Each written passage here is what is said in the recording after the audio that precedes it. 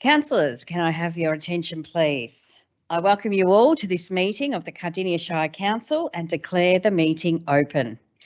This meeting will be conducted in accordance with the Council's governance rules. It is important that members of the public present in the gallery respect the setting and do not disrupt the meeting, particularly during debate and discussion by councillors on items in the agenda, and in particular do not interject during the debate.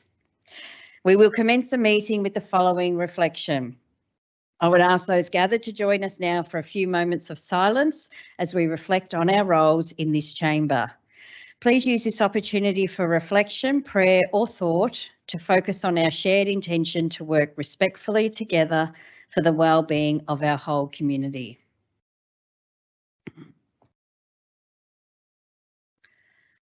Thank you. The Cardinia Shire Council respectfully acknowledges that we are on the traditional land of the Boonwurrung and Wurundjeri people and pay our respects to their elders past, present and emerging. I note that we are all here tonight and welcome back from your leave of absence, Councillor Owen. It's great to have you back in the chambers. And I would also like to thank our Deputy Mayor, Councillor Kowalczyk, for ably filling in for me while I was unwell. Thank you, much appreciated. Can I have a motion, please, to adopt the minutes of the previous meetings as listed? I take a mover, Councillor Davies, and a seconder, Councillor Moore. All those in favour? I declare that carried unanimously. Councillors, any declarations of interest? I see none. So the items on today's agenda are as followed. Item 6.1.1, Planning Scheme Amendment C268, 49 Garfield Road, Garfield. Can I have a mover, please? Councillor Moore. Thank you, Mayor. I move the officer's recommendation. Thank you. Thank you. Can I have a seconder? Councillor Kowalczyk. I'll go to the mover to speak, please. Thank you, Councillor Kowalczyk, for the second there. Thanks. And I apologise to start with, Mayor. I've got a frog in the throat, so if I get a bit croaky, I apologise of now. I want to speak about this wonderful planning arrangement here that the Garfield people are very, very fond of.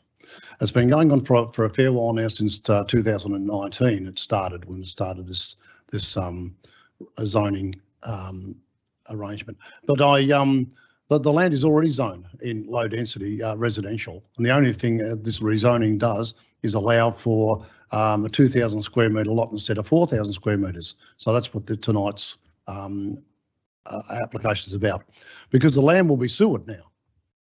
And the reduced lot size, of course, sewered the low density land was an important change made by the state government in 2013. This justifies the reduced lot size provided biodiversity and bushfire matters are appropriately addressed. And this is all part of it.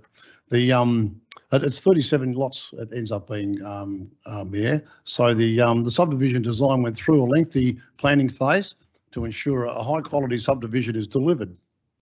And a substantial lot size and generous building setbacks, which are important, will emulate the rural character of Garfield that is valued by the community, while also assessing appropriate bushfire mitigation measures. Traffic matters are carefully considered because that was part of the submissions of one of the submissions. The surrounding road networks, including Garfield Road and Barker Road, where the intersection is, where this subdivision is, has ample capacity to accommodate the increased traffic that will be generated by this subdivision. All necessary measures will be included in the road intersection design to be properly manage the traffic, a major thing. There'll be a net increase to biodiversity on the land through the creation of the several conservation reserves and rehabilitation of the Tea Tree Creek. These measures will particularly help our beloved, and I say beloved, southern brown bandicoots, with an increase in the habitat patches and corridors for them. The subdivision provides a significant extension of the Garfield's shared path network. There'll be pleasant views itself on a higher level in Garfield to be proposed at conservation reserves and rehabilitation to Tea Tree Creek. The additional housing will will bring more patronage to the traders of Garfield and the other railway towns, and that's very important to our population of our railway towns, and of course our volunteers, which are very important to have within our Garfield reach. I'll leave it there for the moment, Mayor, just in case my seconder wants to speak or any other councillor would like to speak about this wonderful amendment. Thank you. Thank you, Councillor Moore. I'll go to the seconder, Councillor Kowalczyk, please.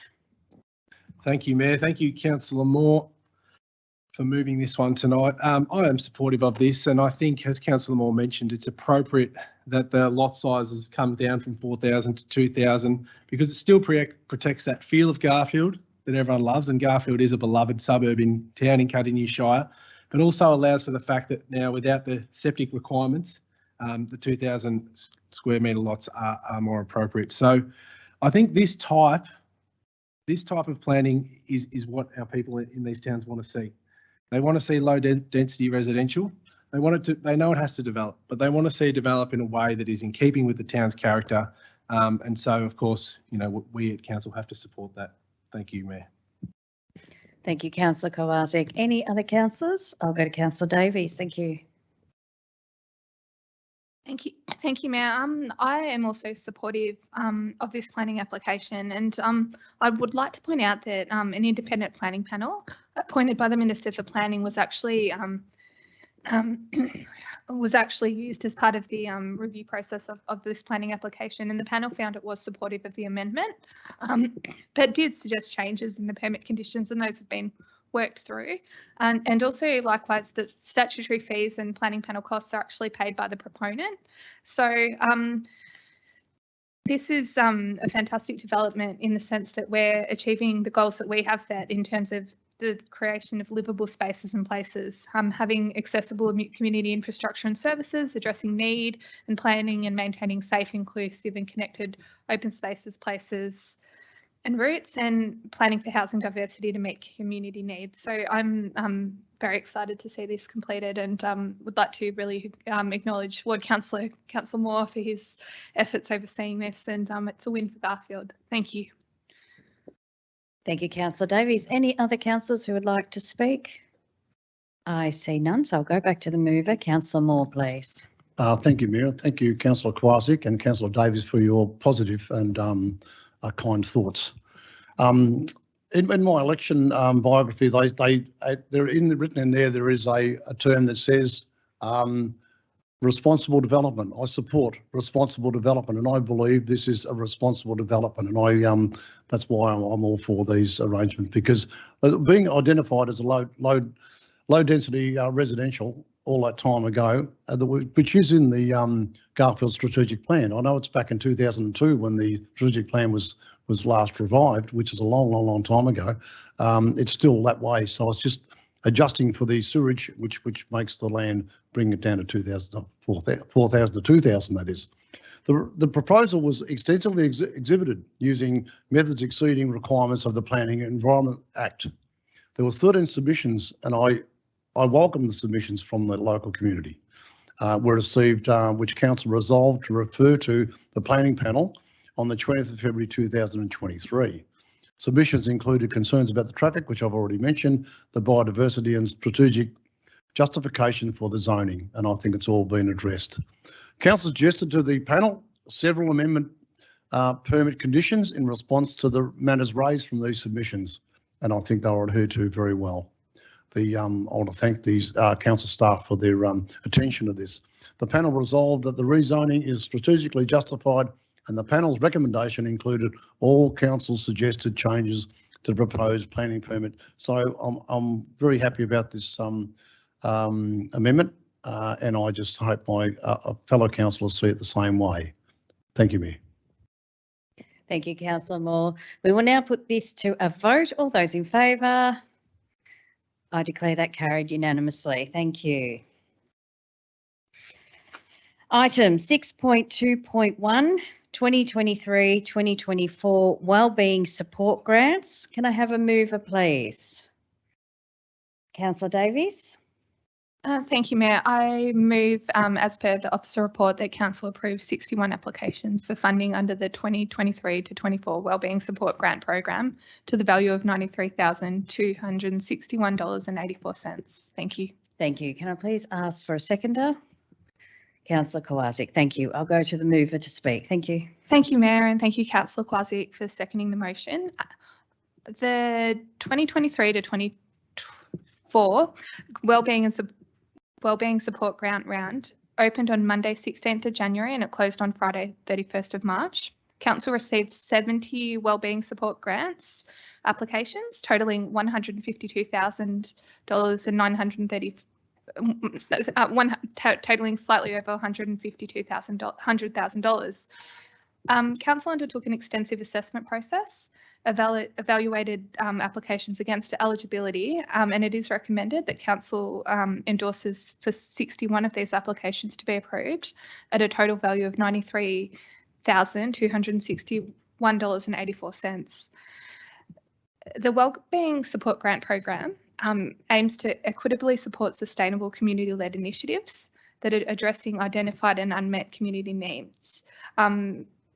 And the criteria is that these must improve resident health and wellbeing, support opportunities for volunteer development, and build the capacity of community groups through support for projects and programs.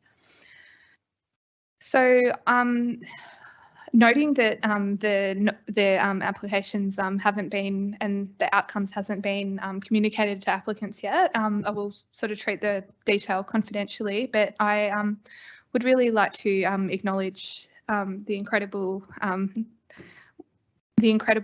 bang for your buck, so to speak, that we get with these wellbeing support grants, and thank all the applicants, and really just conclude with advising just how important it is to our Shire to support our local volunteers and our community groups that are helping others, because we're all in this together, and I really believe that.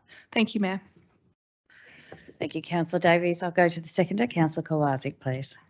Thank you, Mayor. I'll keep it brief. Thank you, Councillor Davies, for withdrawing this one tonight. And yes, of course, we do have to keep the successful recipients confidential, but I just wanted to second this one tonight because I think the Wellbeing Support Grants is probably our grants program that gets the least fanfare when it's up against community capital works and festival and events. But it is so important for so many residents in our Shire, and it does enable so many clubs and support groups to function, and some of the outcomes that align with our livability plan that I think are important to highlight. And the applicants must demonstrate alignment with at least one of these outcomes is improving mental health and wellbeing, which Councillor Ryan is really passionate about, improving social cohesion, improving safety, improving healthy eating and active living, reducing family violence, improving financial wellbeing and resilience, or potentially even reducing harm from tobacco, alcohol, drugs and gambling. So I think there are outcomes that everyone on this council wants to see supported, and I'm pleased that we're able to do that through the Wellbeing Support Grants. Thank you. Thank you, Councillor Kowalczyk. Are there any other councillors who would like to speak to this item? Councillor Ross, please. Thank you, Mayor. This is really important, these grants, and I know over the years we've defined them and made them broader, but we've sort of targeted different areas where people don't unqualify themselves to get the grants. Because in the past, a lot of people used to put in applications and they were so not on target that we couldn't support them. Whereas now we have categories which are set up so that you can see what they give into.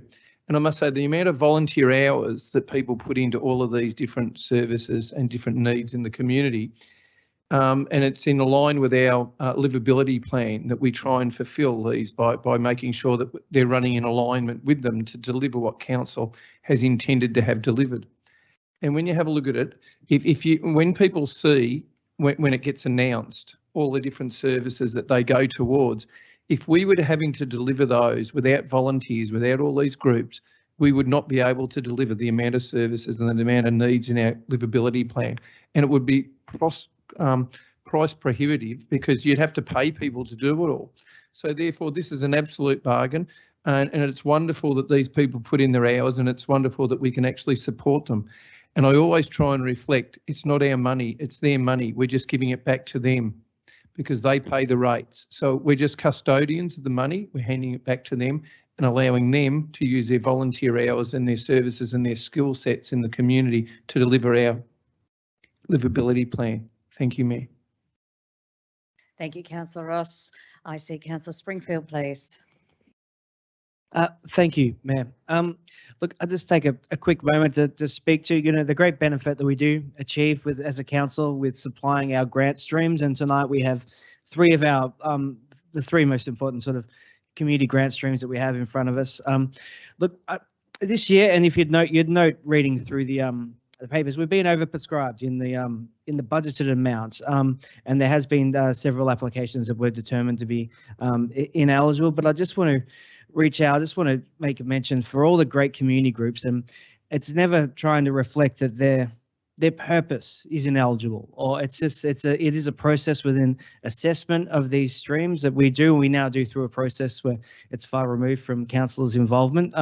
But I just want to note that, I really want to take my hat off to all the community groups out there that put their hand forward to put in an application for this, to come up with the incentive of how to improve our local communities on their own small levels that they do individually in their own groups, which is a wonderful thing. So really fantastic and successful for the successful applicants, and also I encourage the applicants that may not have been successful this year to maybe double down and have a look at reapplying for next year's round of grants, and really wishing to note that we do support everybody as best we can. Thank you, Mayor.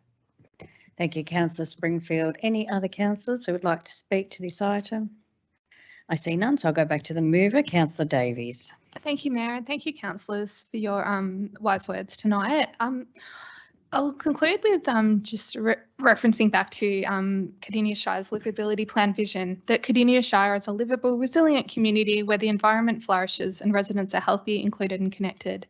And these grants have been will support the establishment of new community groups and initiatives, support volunteers, and provide the small change to assist with ad hoc requests for additional support.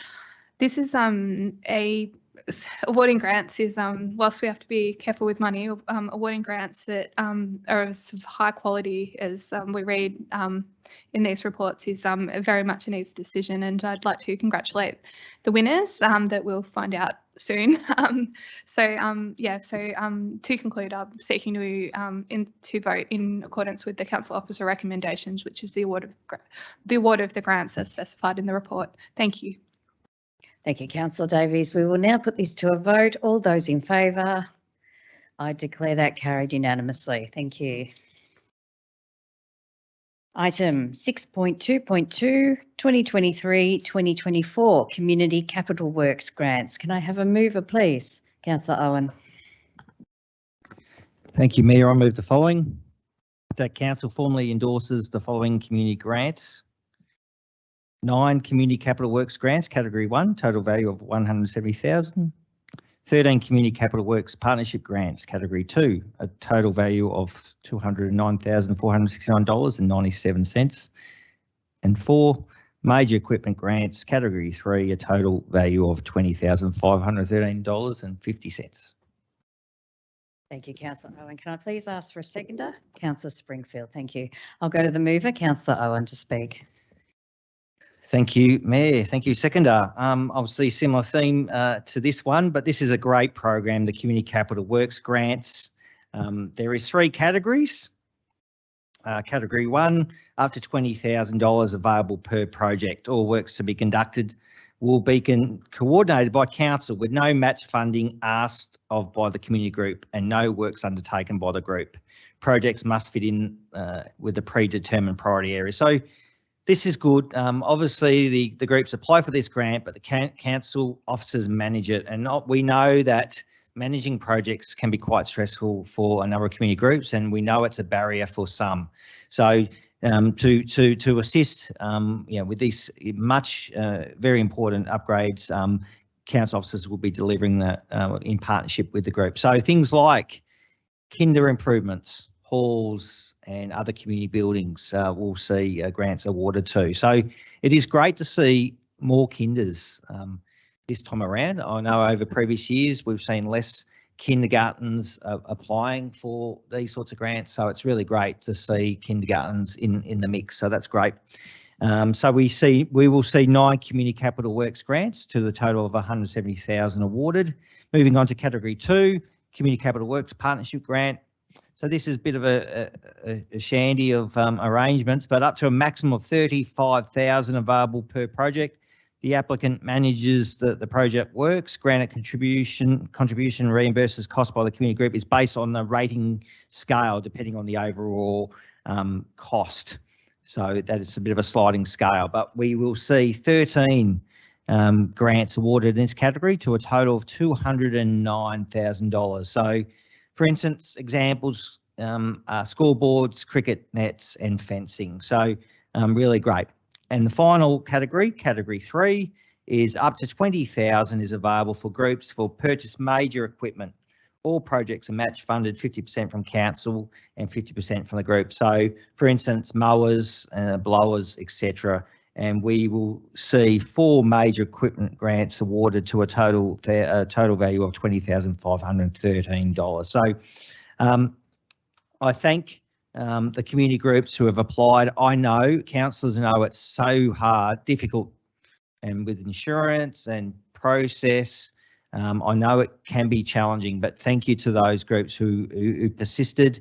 I acknowledge the assistance of our council officers helping our groups to apply. So I do look forward to the function, the dinner on Wednesday, the 23rd of August, where it's a great celebration, where we acknowledge the successful applicants and we thank them for what they're doing to improve our community facilities. Thank you. Thank you, Councillor Owen. I'll go to the seconder, Councillor Springfield, please.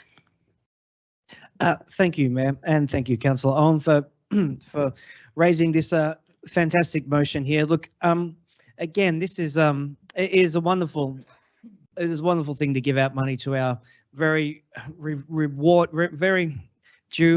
sorry, I'm losing my words here, but for these community groups that put in so much effort for our community, to help them with some funding to improve their facilities and their services, and it's wonderful to see. So very supportive of this. I just want to take a note again, take a leaf out of Councillor Owen's book here and thank all the applicants.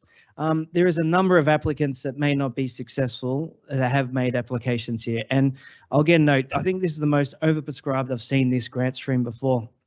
We have approximately $1.159 million worth of grant applications in total, but we only have an allocated budget of $400,000. Now, this $400,000 allocated budget has generally been adequate in previous years, as I recall, give or take a couple. I've never seen it almost tripled as we have seen this. So I think it is fantastic to celebrate the community out there that are putting in the time and having these ideas to improve the facilities, which are all accessed by the wider community, and really thank them for putting in the effort to this. I really want the ones that were successful in this. I look forward to the announcements when they come and really thank them for putting in their time. But I also want to just note the ones that may not have been successful in this, that it's not a reflection on worthiness or not, but there has to be decisions made, and I think it's a hard job for council officers to go through these applications and end up deciding where the line is drawn. And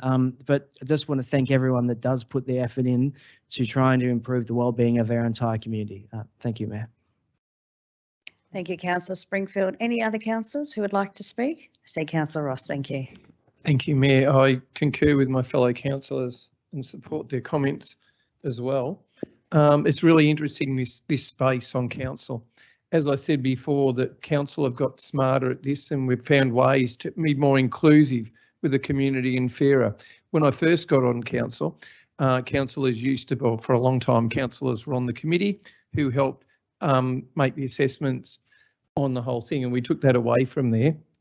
But what we did was council decided to make it more inclusive. So we used to have a 50-50 grant program where you had to put in 50% or in like kind, and council will give you 50%. But unfortunately, some groups don't have access to funds like other groups do. So some groups would always get their grants up and others couldn't. So council decided that we'd have some grants where they didn't actually have to put any money in because they couldn't, but they still had great merit in what they were doing. So we would support them. So there's a category 1.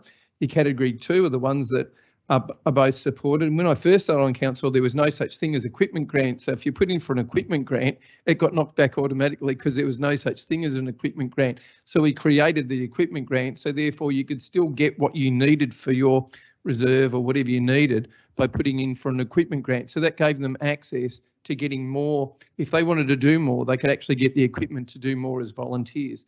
So I think it's an excellent thing that we've done. We've broadened it out, and as Councillor Springfield said, some people will be disappointed that they don't get their applications up, but I'd like to think that our team works really hard to try and work with them to try and make their applications a positive one and see if there's some obstacles there that they might be able to get round next year and they can qualify.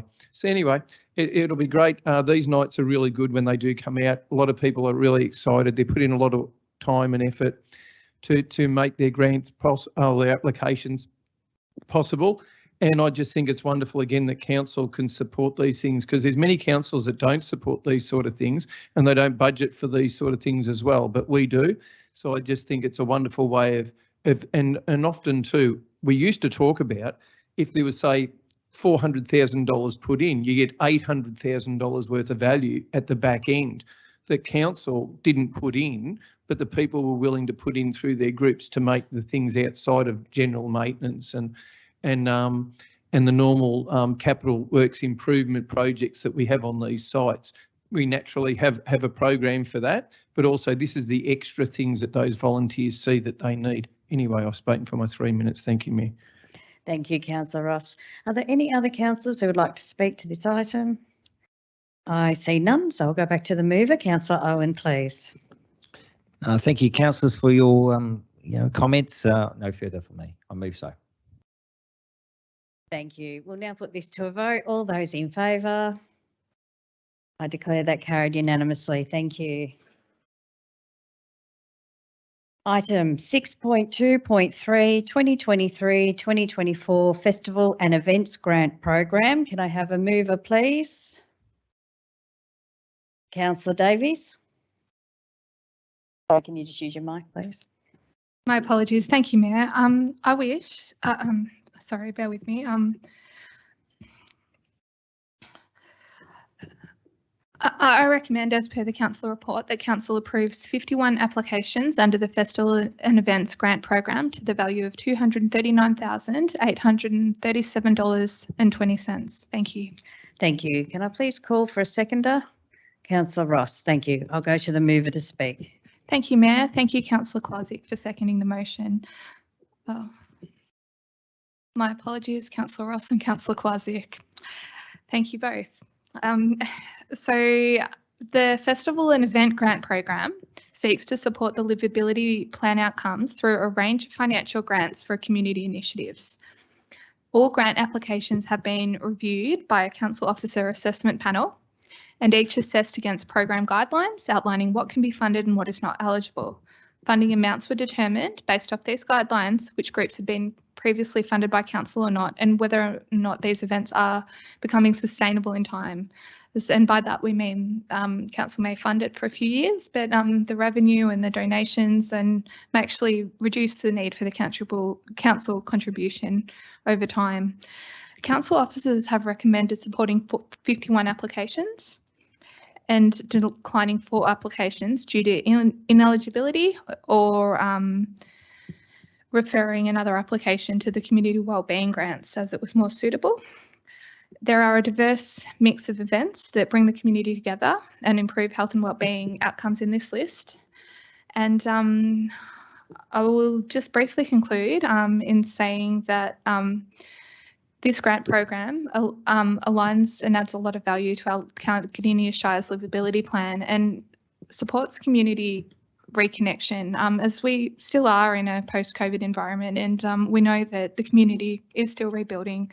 I know it's been a night of spending money, but I'm very excited to attend a lot of these community events, and I know of the value that these grants have, and I'm really glad that Cardinia can budget to support these in our community. Thank you, Mayor.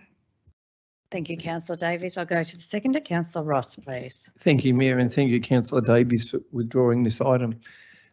This is a really exciting part of Cardinia Shire, which actually puts a lot of colour, puts our culture, puts our excitement and builds flavour into Cardinia Shire. We have our core events that we run. We've run for a long time. They have a lot of history behind them. A lot of people feel really passionate about those sort of things. But this thing is very inclusive. This has different cultures come to our society, into Cardinia Shire, and they get to put out there in the community what they bring to Cardinia Shire. And most of them are free to attend.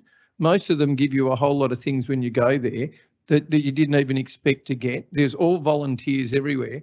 And without this funding, a lot of these events probably couldn't run, because as we've seen, and the challenge is going to be in future, with the cost of living and bureaucracy demands coming onto the expenses to run these events, if council don't support them in some way, the possibility is some of them won't be able to run anymore, which would be really, really sad, because this gets people out of their homes, it gets them out there, gets the children out of home as well. And these things are often run in the better seasons around the year. So you actually get to go out, daylight savings, it's a lot warmer. And I just think it brings a community feel where people get to meet people, they get to enjoy themselves out in the community. They get to go to a lot of things they would never go to if there wasn't an event or a festival run at the place. There's a lot of councils who don't fund these sort of things. They say you either survive on your own or we don't give you any money. There again, we're a council who budgets with the community's money to give back to them to help them run the festivals and events that they'd like to run. Anyway, I just think this is wonderful. People see this play out every single day when they go out there and they attend things. They'll often find the majority of them, council has got some footprint on putting some money in. And as I said, it's not our money. We're just custodians giving it back to the community. Anyway, thank you, Mayor. Thank you, Councillor Ross. Any other councillors who would like to speak? I see Councillor Kowalczyk, please. Thank you, Mayor, and I'll keep it brief again as well. Obviously, keeping in mind that it's all confidential still, as the grant recipients have not been announced yet. But some of the fantastic events that have been funded by this category in the past are real mainstays of Pakenham. Things like the Mighty Pakenham Show and Yakaboo Festival in the past have been supported by this grant category. And these sort of festivals are paramount to building that community spirit and ensuring that our community is celebrated and people can come together and really acknowledge these events. Other things like Anzac Day events and Christmas events, these sort of things are really important to Cardinia Shire. So I'm really happy that council can continue to support these, and I really look forward to these successful applicants being announced at the appropriate time. Thank you, Mayor. Thank you, Councillor Kowalczyk. Any other councillors who would like to speak to this item? I see none, so I'll go back to the mover. Councillor Davies, please. Thank you, Mayor. Thank you, Councillors Ross and Councillor Kowalczyk. I'll just close up and say that tonight I seek councillor support to fully support funding of the 51 festival and event grant applications to the value of $239,837.20. Thank you. Thank you. We'll now put this to a vote. All those in favour? I declare that carried unanimously. Thank you. Item 6.2.4, reappointment of independent members to Audit and Risk Committee. Can I have a mover, please? Councillor Kowalczyk. Thank you, Mayor. I move the officer's recommendations. Thank you. Can I please ask for a seconder? Councillor Owen. Thank you. I'll go to the mover, Councillor Kowalczyk, please. Thank you, Mayor. Thank you, Councillor Owen, for the second. Councillors and the community will be aware that our Audit and Risk Committee is made up of 2 councillor members, which is currently myself and Councillor Davies, and 3 independent members. The term of appointment of 2 of those independent members, Michael Said and Vincent Philpott, expired in April 2023. As per the Audit and Risk Committee Charter, independent members are appointed for 4-year terms with the possibility of reappointment for 1 additional 4-year term, subject to satisfactory performance. I've worked with Mike, who's the current chair of the committee, and Vince since the beginning of the current council term, and they are both excellent at their role and provide great value to this council. But probably more indicative of the value they add is that our senior officers work well with and speak very highly of them. So I'm happy to support this tonight, and I hope my fellow councillors do too. Thank you. Thank you, Councillor Kowalczyk. I'll now go to the seconder, Councillor Owen, please. Thanks, Mayor. Thank you, Councillor Kowalczyk. I'm happy to support this. I was around when we appointed Michael and Vincent 4 years ago. I was part of that process. So I'm really pleased that they're performing well. They're achieving good things in the audit committee. I note, as the report says, their role must have, as independent members, they must collectively have expertise in financial management and reporting and risk management, and also have experience in public sector management. They must also, obviously there's a remuneration, and we note that's in the report. There's a fee of $2,000 per committee, independent committee member, and obviously the chair gets slightly more, but it's appropriate to pay these independent members. The whole sector does that as well. It's important to acknowledge that. So I understand, obviously, our audit and risk committee members, Councillor Kowarczyk and Councillor Davies, have been consulted during this process and they're happy with this reappointment. So I also move so. Thank you. Thank you, Councillor Owen. Any other councillors who would like to speak to this item? I see none, so I'll go back to the mover. Councillor Kowarczyk, please.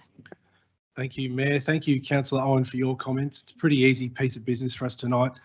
Given Council's successful collaboration with Michael Said and Vincent Philpott and their valuable contributions to the committee and excellent knowledge of Council's business, it is recommended to reappoint them both for a further 4 years, and I hope councillors support that. Thank you, Mayor. Thank you. We will now put that to a vote. All those in favour, I declare that carried unanimously. Thank you. Item 6.2.5, petition response, Hills Hub public access. Can I please ask for a mover? Councillor Springfield. I would like to move the officer's recommendation. Thank you. Thank you. Can I please ask for a seconder? Councillor Kowarczyk, thank you. I'll go to the mover, Councillor Springfield, please. Thank you, Mayor. Let me just highlight that officer's recommendation, which is the council notes the response to the petition received from the Hills Photographic Society. That council officers will continue to work with the Hills Hub Operations Group to increase the opening hours of the hub within council's approved resources. Note that the Hills Hub spaces are bookable by the public during and outside of open to public times, and notify the head petitioner of council's resolution. And this came about from a petition that was raised by the Hills Photographic Society, sort of requesting increased public access to the Hills Hub and having increased staffing in order to facilitate that. And they received several signatures along with that, with their petition. This was noted from last year, but look, I'd like to also thank the group. They have had communications with myself and the CEO, Carol Jeffs, had discussions at the Emerald Village Association meeting a couple of months ago with the group, as well as, with the Emerald Village Association, which is a licensee of the Hills Hub. And just to note that, we are in consideration of how we can, potentially within the operations group, which is all the licensees, increase those, the hours of public access. But to note that currently, we have limited staffing within the hub, but it is open to the public access whenever there is an activity that is happening within there. It is bookable by many groups, all the licensees, hence every Emerald Village Association meeting we go to together. It's at 7:30 at night, and it's open to the public to come and attend these. It's all dependent on if there is the licensee groups, the community groups that has access to the hub holding an event, and there is no restrictions on them doing that, so to speak. There it is, just is in our limited resources at this point in time, only X amount of hours that we have open to the public if there's not a separate event that's occurring in there. So just to highlight that, it's not the closed doors and no one can access the place and all, most of the time. It's a balance between these two. But I do thank the group for raising the concerns they have towards us, and it is going into consideration. Thank you, Mayor. Thank you, Councillor Springfield. I'll go to the seconder, Councillor Kowarczyk, please.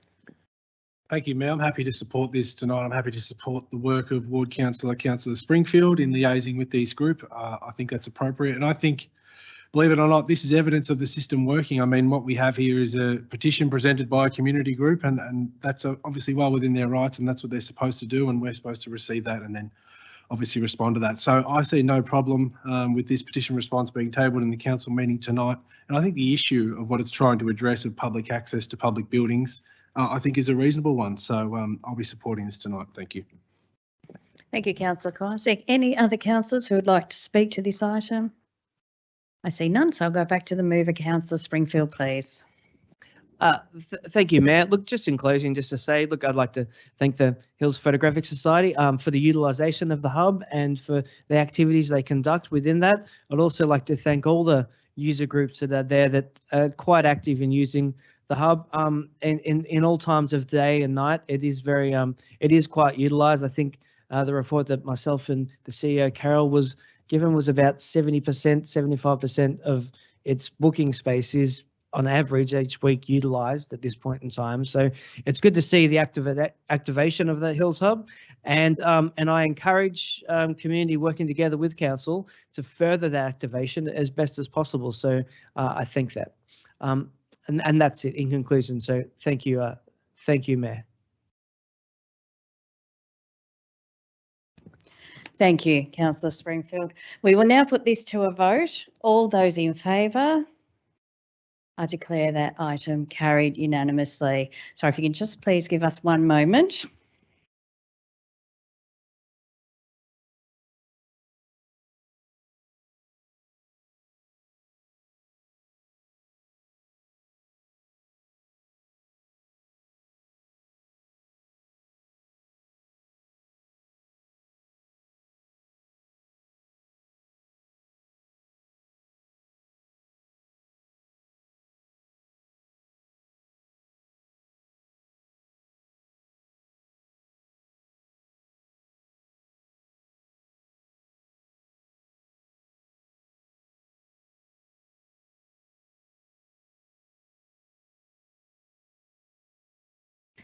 Thank you for waiting.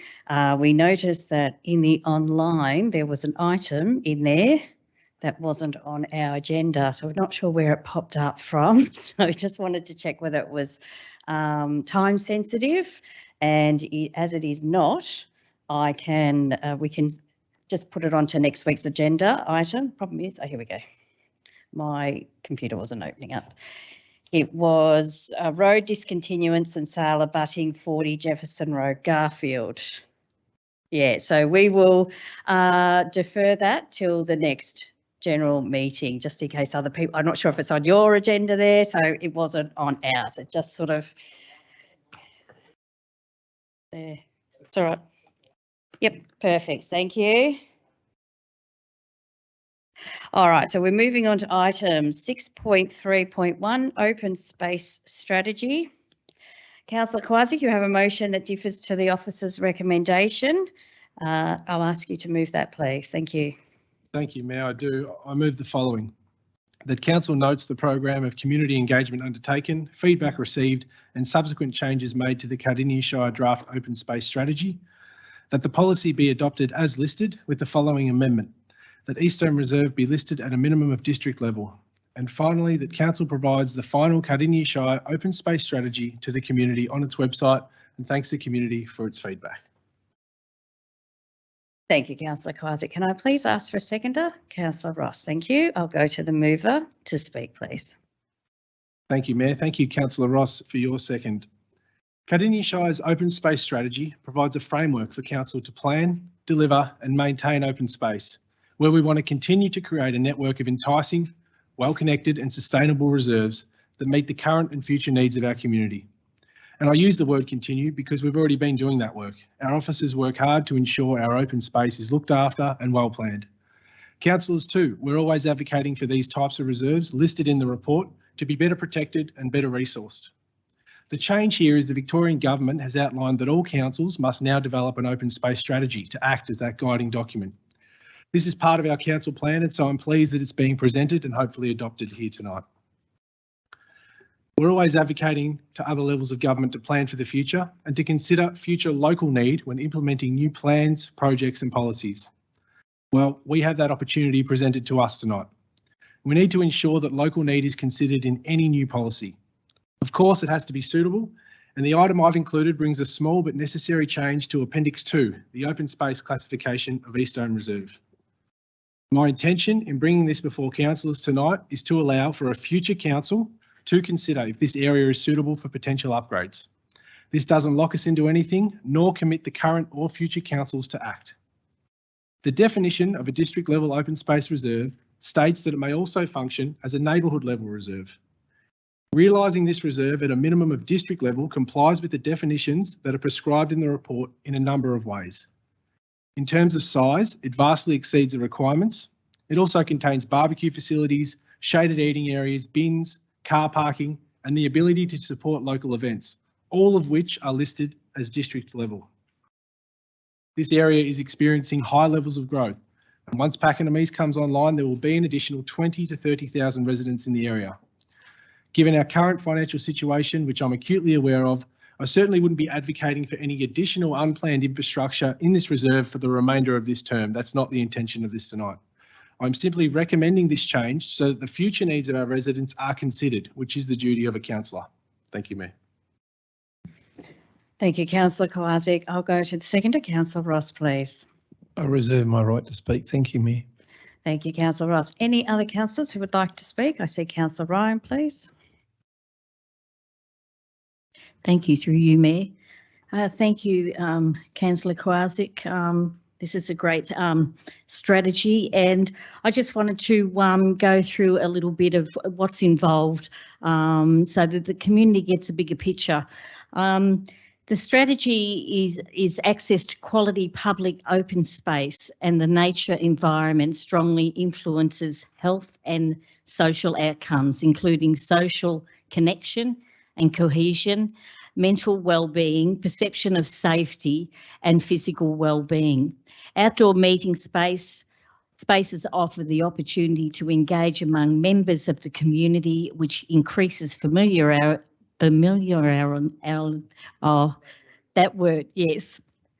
familiar with others and mutual interest in wellness.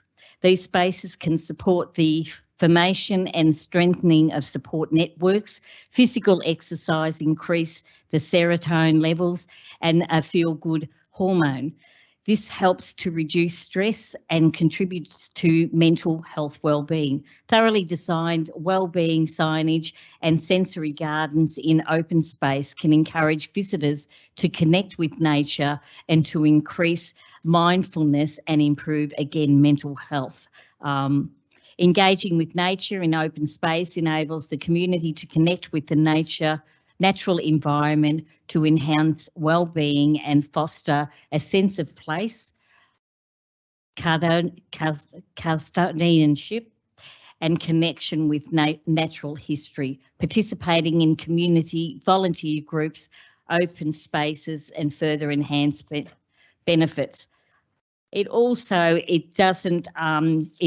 gives a safe, quality, multifunctional and well-connected public open space that supports all people regardless of social, economic status, gender, age, physical ability and ethnicity,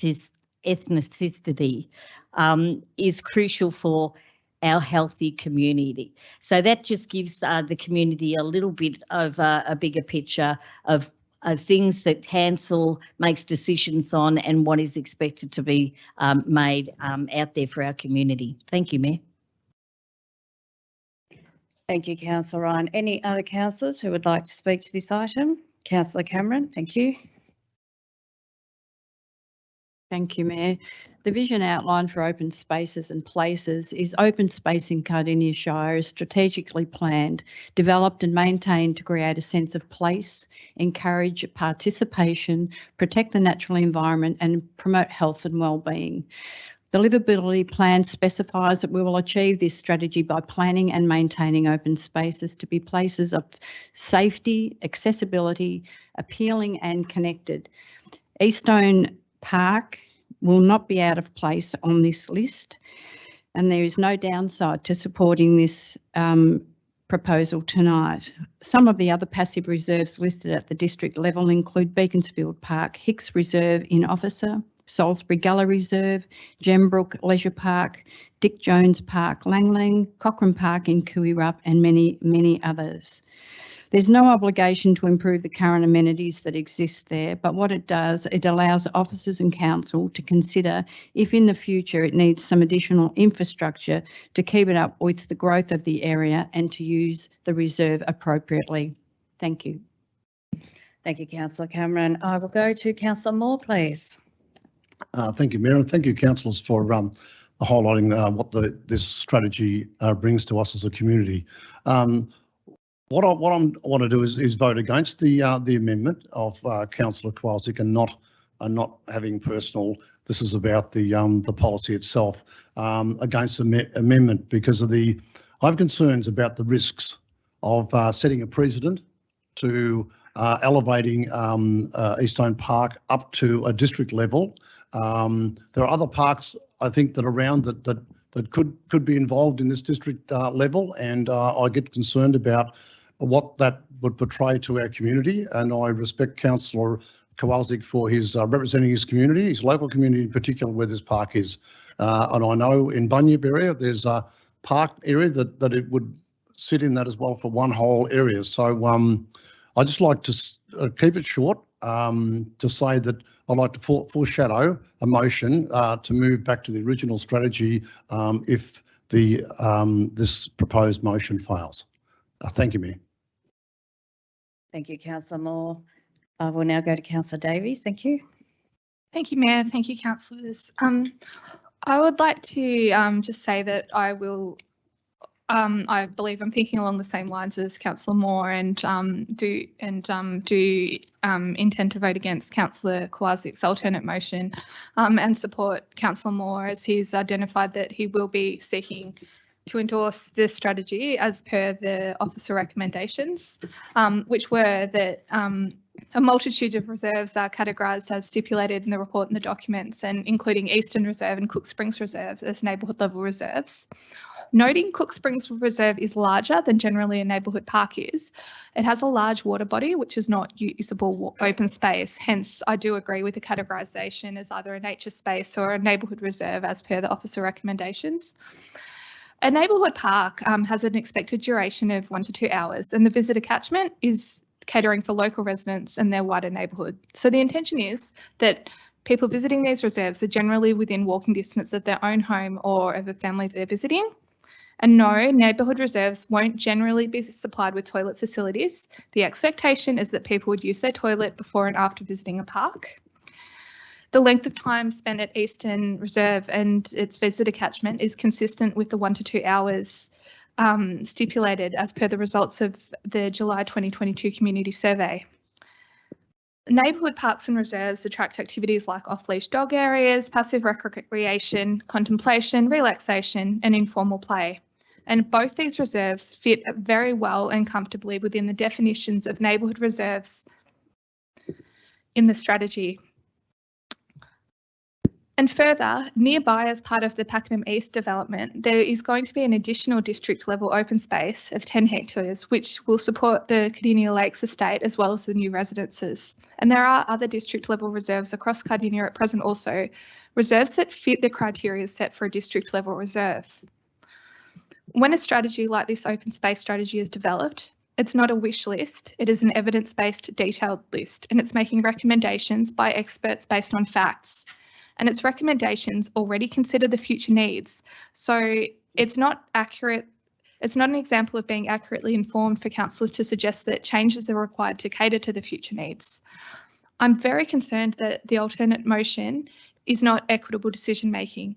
The survey, the strategy has also had extensive community consultation. So to change things at the very last minute is not something I see as a council's best example of councils using its power. I actually consider it very wrong for a council to override a factual, evidence-based strategic document being prepared and reviewed by the experts, especially when a decision is giving one ward's parks a specific benefit without reason over all the other parks in the reserves. When we come here every single week, I'll give you 30 seconds to sum up, please, Councillor Davies.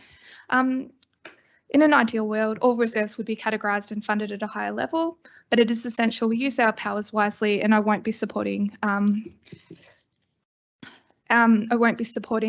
alternate motion tonight. Thank you, Mayor. Thank you, Councillor Davies. I now go to Councillor Springfield, please. Thank you, Matt. Look, firstly, I'd just like to thank the officers for all the time and consideration, all the community engagement that's gone into the preparation of this this strategy. It's been a long time that we've been looking at this, and it's not an easy process because to develop an open space strategy that encompasses the entirety of our open space in some way in a document that can then sort of govern how we address the needs in the future. It's a very difficult process. It's not something that one size fits all and that works all seamlessly necessary. It is we have a very big council, 1,250 square kilometres or so. So we are quite unique in this space. So look, I really want to reiterate my support for the council officers in the time and preparation in developing this. And I support this strategy. Look, I'd also like to note that the alternate motion that Councillor Kowalczyk has put forward of elevating East Dome Reserve above a neighbourhood reserve, I also am very comfortable in supporting this. I think Councillor Kowalczyk has presented, from my understanding, evidence base of its size and its utilisation, that it deserves consideration above a neighbourhood reserve. So I'm happy to support that for tonight's meeting. Thank you, Mayor. Thank you. And I will go to Councillor Owen, please. Thank you. I also want to thank the officers for their amazing effort. Over probably 4 years pre-COVID, this all started. Also, I want to thank all the submitters. Large community contribution. I acknowledge that. Just want to talk about it is a 10-year plan. I want to talk about Beaconsfield and Upper Beak, if that's all right. The total provision of open space in Beaconsfield area is currently below the benchmark of 5 hectares per 1,000 residents. The provision of open space is currently 4.2 for 1,000 residents. Considering the expected population growth and public open space plan for delivery by 2031, the provision is expected to increase and meet the criteria. So with the addition of a new park in the future Glisman Road development plan, and also the very exciting Cardinia Creek Regional Parklands future directions plan along the Cardinia Creek. Obviously, the state government has plans, and we do hope they do invest in that Cardinia Creek Parklands, because that plan is very exciting. So the recommendations as per this policy is prepare a master plan for Jim's Parks Reserve to appropriately reflect its classification as a township park. Subsequently, delivery will be dependent upon funding and resources, and pretty much we note that for this policy, it will rely on available funding and resources and other government grants as well. But I'm excited about this Jim Parks Reserve. It's in the Beaconsfield structure plan as an action. I'm really keen to progress that. Also in action was advocate for and support the enhancement of the open space network in the Beaconsfield area as part of the implementation of the Cardinia Creek Parklands, and also work with developers on the delivery of the new open space in Glisman Road. Moving up to Upper Beaconsfield, a total provision of open space exceeds the benchmark. Access to open space in the Beaconsfield Upper and District area is very good. Currently, 90% of residents in Beaconsfield Upper and District area living in residential zone properties have access to public open space. But we also note that there is a strong desire among the local community to see unrestricted public access to the Beaconsfield Nature Conservation Reserve and the enhancement of the reserve with accessible walking trails. Cardinia Shire Council advocate for the state government to assign the park manager role to a state government agency, and also for the enhancement of recreational assets to create opportunities for the community to express the high value nature and the environment value of that reserve. So just in summing up, the recommendations for this is obviously rezone part of Harris Reserve Rosebank wetland in Upper Beaconsfield. Also further investigate opportunities to improve access to open spaces for residents living in Guys Hill, and investigate opportunities to provide improved access to Home Park for residents in the adjoining Green Wedge Zone, and prepare a master plan for Keith Ewan Reserve, and also to continue to the department, DECA, to fund the development of the long-term strategic plan of the Beaconsfield Nature Conservation Reserve. I do note that a question is very important and is mentioned in this document, and I do look forward to the completion of the equestrian strategy, which will link into this strategy. But I'm extremely happy with it, and I move so as well. Thank you. Thank you, Councillor Owen, and thank you, councillors. I will now go back to the mover to sum up. Oh, sorry, you reserved your right. Sorry, that was so long ago. I thought that was yesterday. Thank you. Sorry, I apologise. Councillor Ross, go. Thank you, Mayor. I thought my laptop was going to blow up here at one stage. It's making all this noise coming out. So anyway, look, I'd just like to, after listening to everyone, and I respect everyone's view on this, look, these strategies and policies are designed by our officers with the best information they have at the time. Councillors get to read them quite often later in draft, and we get to look over them. And I'm sure our officers would acknowledge they're not always perfect. They need extra information given to them to kind of upgrade them and talk about them more. Most of our councillors live in the ward that they live in, so they actually live the policy. They live and get to see what happens. So they have an individual knowledge on the area where they live. Now, this sometimes can give a special insight into it. They can see future areas. They can see upgrades that might be needed in future. And if you categorise things in some areas, as was pointed out by Councillor Kowalczyk, it sort of loses the impetus on needing things in that area, which they don't qualify for automatically because they're categorised incorrectly. I sort of see this different. Over the years on council, I've seen many things come up at the last minute because people see them. And as a councillor in a single ward, if you don't stand up for your community on things that you see and you think aren't exactly correct, even if you put it up late, you're not doing your job as well as you can do. Councillor Kowalczyk has noticed something for his community that he's acknowledged that doesn't qualify. He actually read out the definition behind why it should be graded in a special way. And any other councillor that I would see who would bring anything up like this, who brings it to our attention because we don't have the knowledge that they have in their area, I would support if it falls in line with the definition. I don't see it as something that is going to open the floodgates. I just think it's part of our councillors doing their job well, that you notice things, you try and inject things, and if you didn't put it forward and he knew about it, he'd probably feel bad that he didn't put it forward. And the community deserve to have somebody who's going to put things forward, even if it isn't the common way that we put it up a month before and everyone gets to talk about it. So anyway, maybe I'm just a bit of a democracy freak in the area of, I believe, people should be able to stand up and have their say and put things forward. And if Councillor Kowalczyk, who's pointed out the reasons why this should be included, and I'd say to other councillors too, if you've noticed something as well, put it up, even if it's late, put the thing up and have it considered. Councillors get to vote on it. So anyway, that's my opinion. I don't see it as something that's opening the floodgates. I just think it's someone who's doing their job well. And hopefully those people in the future might get their barbecues or whatever they need, because the definition that they've got as their community grows and the population goes up and they use these open spaces for more things than what they were designed for when there was no houses there or whatever, actually comes into fruition. Anyway, that's my soapbox. Thank you, Mayor. I hope everyone supports it. Thank you, Councillor Ross. As Mayor, I'll just add in there that Councillor Kowalczyk did submit his alternative recommendation within our meeting procedures and policies. Thank you. I'll go back to the mover to sum up. Thank you. Thank you, Mayor. Just want to thank everyone for their contribution to this conversation, either for or against. I think what we can all agree on is that the policy itself is really well written. Councillor Ross mentioned that councillors bring a unique perspective and understand local need at a really high level. I think to address some of Councillor Davies' concerns, I think one district level reserve delivered at Pakenham East will probably not likely cater for 20 to 30,000 residents once these developments will deliver.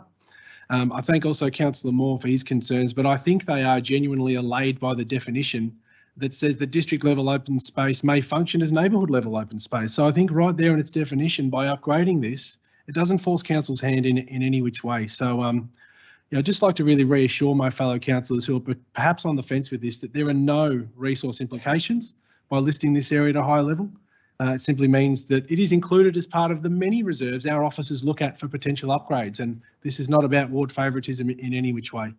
It was mentioned by a couple of councillors, but I too want to thank the officers. I rarely feel the need to present an alternate. I think it's the first one I've ever done.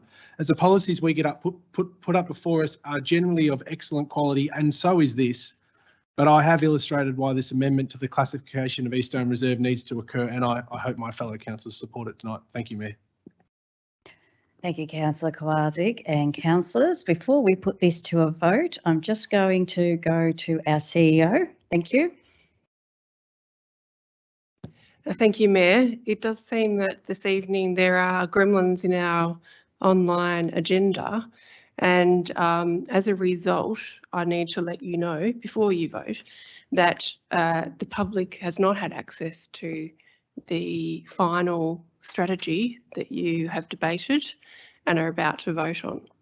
So my recommendation to you, Mayor, is that we continue with this process, that that we relist this item at the next meeting for endorsement of whatever the decision is tonight. And in the meantime, council officers will not take any action on this item tonight. But I think it's a shame, since you've earnestly debated the matter, to stall the process now. So my recommendation is to continue, that the report can be put on the our website tomorrow so people can see it. There's nothing to hide here.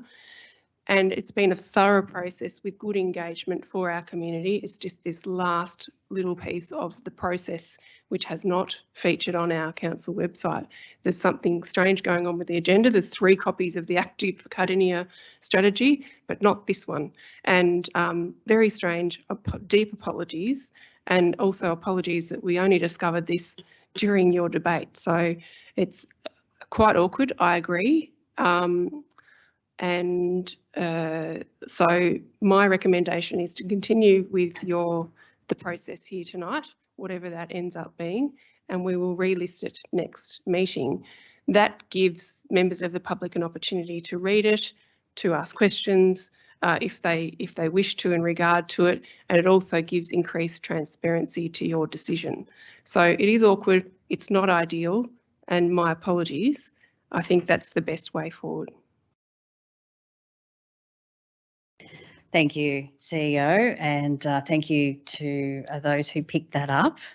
So as recommended, we will put this alternate recommendation that Councillor Kowaczyk has put forward for vote now. So all those in favour of the alternate recommendation, against, I declare that carried. Thank Matt, you. can you please call the division? Declared it. Can I call it? Okay, all those in favour, please stand. Councillor Owen, Councillor Ross, Councillor Cameron, Councillor Springfield, Councillor Ryan, Councillor Kowaczyk, and myself, Councillor Radford. All those against, Councillor Davies, Councillor Moore. Thank you. Thank you. So next item is 6.3.2, Asset Management Policy. Can I have a mover, please? Councillor Davies. Thank you, Mayor. I recommend that Council adopts the draft Asset Management Policy 2023, replacing the previous Asset Management Policy 2018. Thank you. Thank you. Can I please call for a seconder?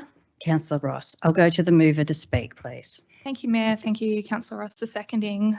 Council's asset management policy has been reviewed, and it's focused on embedding the policy changes required under the Local Government Act 2020 on developing an asset plan and deliberative engagement in the plan. A new strategic intent for asset management is being updated, and this has been drafted as follows. Cardinia Shire Council will undertake asset management focused on delivering services to the community. It will involve the community in asset management to understand their priorities. We will manage our assets to sustainably deliver services with the optimal balance of the whole of life cost and performance within our risk tolerance. Under this review, we've also worked to outline the key principles, including our approach to infrastructure strategy development and infrastructure spending. And this will support the future development of our specific asset plans and with deliberative engagement through consistent approaches and outputs. Cardinia Shire Council will now optimise the whole of life costs of its infrastructure assets and ensure that we meet the present and future service delivery needs of the community whilst minimising exposure to risk. And 3 key phrases have been identified in this strategic intent. These are that asset management focuses on delivering services to our community, that our approach to deliberative engagement will include an engagement approach selected from the deliberative sections of the IAP2 spectrum of public participation. And under this, officers will involve the community in the asset management to collaborate and empower. And finally, in the cost risk performance balance, in this proposal, we highlight the important balance between the whole of life costing and performance and align this with our risk tolerance. As we enter a challenging financial environment, it is absolutely essential that we conduct our asset management to best practice. And I have been absolutely delighted to be brought along the journey with the asset management specialists on staff at Cardinia Shire Council, and do believe that under our new policy, if endorsed tonight, we can ensure that our asset spending is planned, equitable, holistic, and addresses validated community needs. Thank you. Thank you. Oh, sorry, my voice disappeared. Thank you. I will now go to the seconder, Councillor Ross, please. Thank you, Mayor. I concur with Councillor Davies that this is an extremely challenging area that we're embarking on in future, particularly with costs going up and down, the risks going up and down, the amount of money that you have to spend being really tight. And we need to be on top of this all the time. It needs to change the policy as needs go. And I know this gives council more definition around where they go on this, but also too, it gives them enough access to change things if they have to under emergency basis to alleviate risk at times. Anyway, thank you, Mayor. Thank you, Councillor Ross. I'll now go to Councillor Kowalczyk, please. Thank you, Mayor. Thank you, Councillors Davies and Ross, for your comments. I just wanted to say I think Councillor Davies has hit the nail on the head here when she explained it in the language of being brought along on the journey, because I think all councillors can probably relate to that. This is a really complicated space, and thanks to a fantastic officer, Ash Tompkins, he's been bringing councillors along in this space. A lot of this change has occurred as a result of the new Local Government Act 2020. And overall, it's a really good change because it's forced councils to become more strategic in the way that they attribute assets and ensure adequate resources are set aside for the renewal of assets over time. But it's not to say that it's not a really challenging space. So I just wanted to issue my supportive comments there tonight. Thank you, Mayor. Thank you, Councillor Kowalczyk. Any other councillors who wish to speak to this item?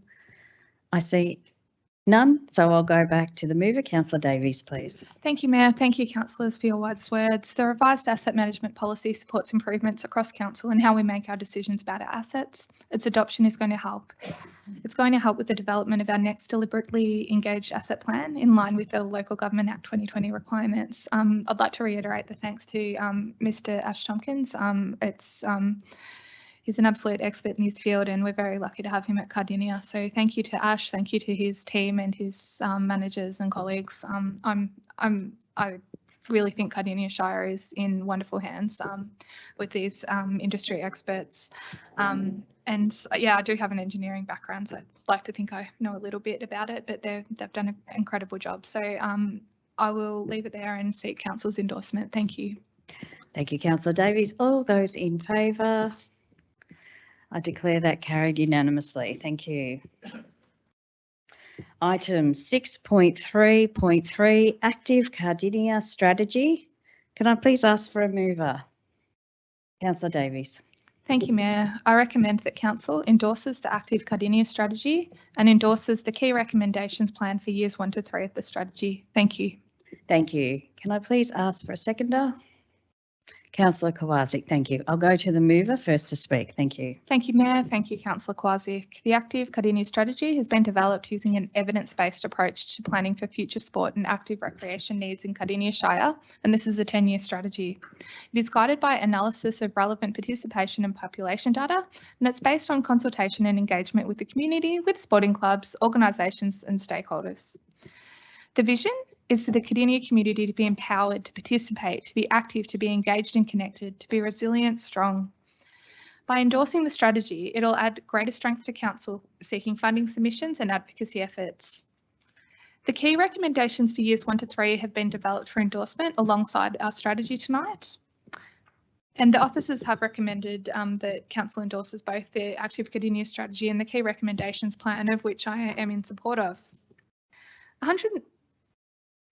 Approximately 123,000 people, 100,000 people call Cardinia Shire home, and we're rapidly growing and forecasted to exceed 180,000 residents by 2041.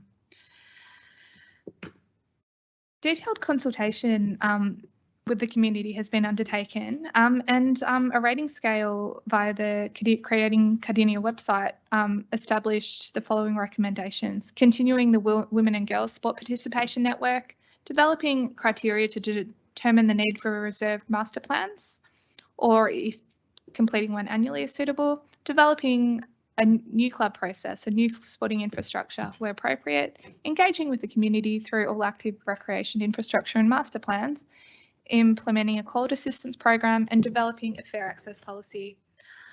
The strategy has expanded its focus from just traditional sport to include a wide range of sports and active recreation activities identified in line with identified community needs. Thank you, Mayor. Thank you, Councillor Davies. I will now go to the seconder, Councillor Kowalczyk, please. Thank you, Mayor. Very happy to support the Active Cardinia strategy tonight. I want to thank the officers who have worked on this strategy and for taking on councillor feedback throughout the briefing platform that we get to have prior to these strategies being presented to council. Really exciting, obviously, because it represents our council's commitment to increasing opportunities for participation in sport and active recreation across our community, which is so important. We know we have a problem with access to sport. We know we have a problem with health-related outcomes in our community due to a lack of activity. So it's really important that our council is seen to be and actively supporting this. This strategy vision is for the Cardinia community to be empowered to participate, to be active, engaged and connected, and to be resilient and strong.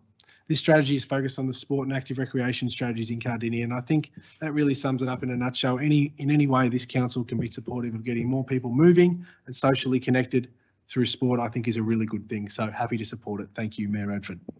Thank you, Councillor Kowalczyk. Any other councillors who would like to speak? Councillor Ross, please. I think really importantly in this report and strategy that basically it talks a lot about what we've been embarking on in this council for a long, long time. Women in sport, particularly in netball, that years ago didn't even have pavilions. They had to get changed in their cars. And we've slowly been retrofitting all of these pavilions, and new ones that go up have a special area that's designed for things like netball, which is participated mostly by women. I just think it's important that we formalise this and we have some areas where we can actually identify and just keep working on it. It's really important. 52% of the population thereabouts are women, and they need to be respected like the men have been for a really long time, to make sure that they do have the facilities that are needed to participate in a really respectful way, and want them to feel like they want to come down to the club, they want to come and get included. And I must say we've got facilities out there which are absolutely wonderful for them to use with their sporting facilities. We've also got really good walking paths now. We're linking everything up so people can walk, they can ride, they can get involved in all the different things. And as time goes on, we're even building new facilities for things like rugby and things like that, touch rugby, that we never used to have any facilities at all. In fact, going back 15 years ago, we didn't even have one soccer field. So now it's very, very inclusive. We want more people to come down. I just think it's a wonderful report. Anyone who wants to see what we're doing, have a look at the report and you'll get to see where we're targeting and what we're trying to improve. Thank you, Mayor. Thank you, Councillor Ross. I'll go to Councillor Cameron, please. Thank you, Mayor. This strategy has an active Cardinia, which looks like our parks, facilities and open spaces are welcoming and encourage our communities to be physically active. Our clubs are vibrant, inclusive and sustainable, and create places for local communities to connect socially. Our sports facilities are accessible, flexible and multi-purpose, supported by a range of clubs, users groups and communities. And the communities understand the positive health impacts of physical activity, that people of all ages, abilities, genders and cultures are active, healthy and involved. We can walk, cycle and move through a network of connected paths, trails and open spaces. And our communities are encouraged to participate in a diverse range of sport and activity recreation opportunities. And most importantly, importantly, that our volunteers feel valued and supported and can access the information and resources they need to perform their roles. This is a wonderful strategy and I support it wholeheartedly. Thank you, Councillor Cameron. Any other councillors who would like to speak to this item? I see none, so I'll go back to the mover. Councillor Davies, please. Thank you, Mayor. Thank you, councillors. I confirm that I seek to move that council endorses the active Cardinia strategy as listed in the report. Thank you. Thank you. We'll now put this to a vote. All those in favour? I declare that carried unanimously. Thank you. Item 6.4.1, contract variation CT 21-025, supply and implementation of a SaaS-based financial management system. Can I have a mover, please? Councillor Davies. Thank you, Mayor. I move that council accepts the contract variation $93,320 per annum as per the officer's report. Thank you. Thank you. Can I please call for a seconder? Councillor Springfield. Thank you. I'll go to the mover. Councillor Davies, please. Thank you, Mayor. Thank you, Councillor Springfield. Council previously resolved to accept a tender from Technology One Limited to supply and implement Council's new finance system at its council meeting on 21 March 2022. The initial agreement included restrictions to licenses for specific modules of the system. Council's subsequent decision to implement the capital investment prioritisation and optimisation functionality, the IPO, the subsequent broader rollout of Council's project management framework beyond just the buildings and facilities unit, and then the identification during contract module configuration for the need for wider user access to the module due to the broad range of contracts in use across Council, has resulted in the need to increase these restrictions. The extension will enable full delivery and maximise efficiency gains in development of the system, particularly in capital budgeting, project management and contract management.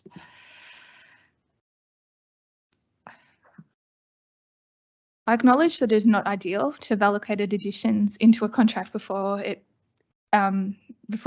is really commencing, but I do appreciate that the council officers have been direct, open and followed governance and delegation process to apply for this contract variation subject to council's approval.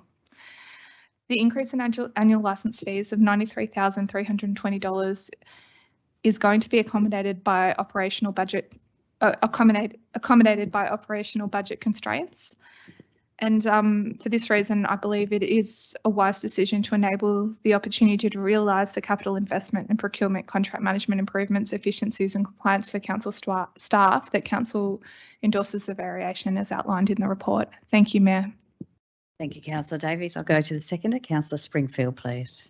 Thank you, Mayor, and thank you, Councillor Davies. This is before us tonight because it is a contract variation. It has to come to a council meeting. So I'm fully in support of that variation of $93,320 in order to best enable this contract to proceed and its implementation. So thank you, Mayor. Thank you, Councillor Springfield. Are there any other councillors who'd like to speak to this item? I see none, so I'll go back to the mover to sum up. Councillor Davies.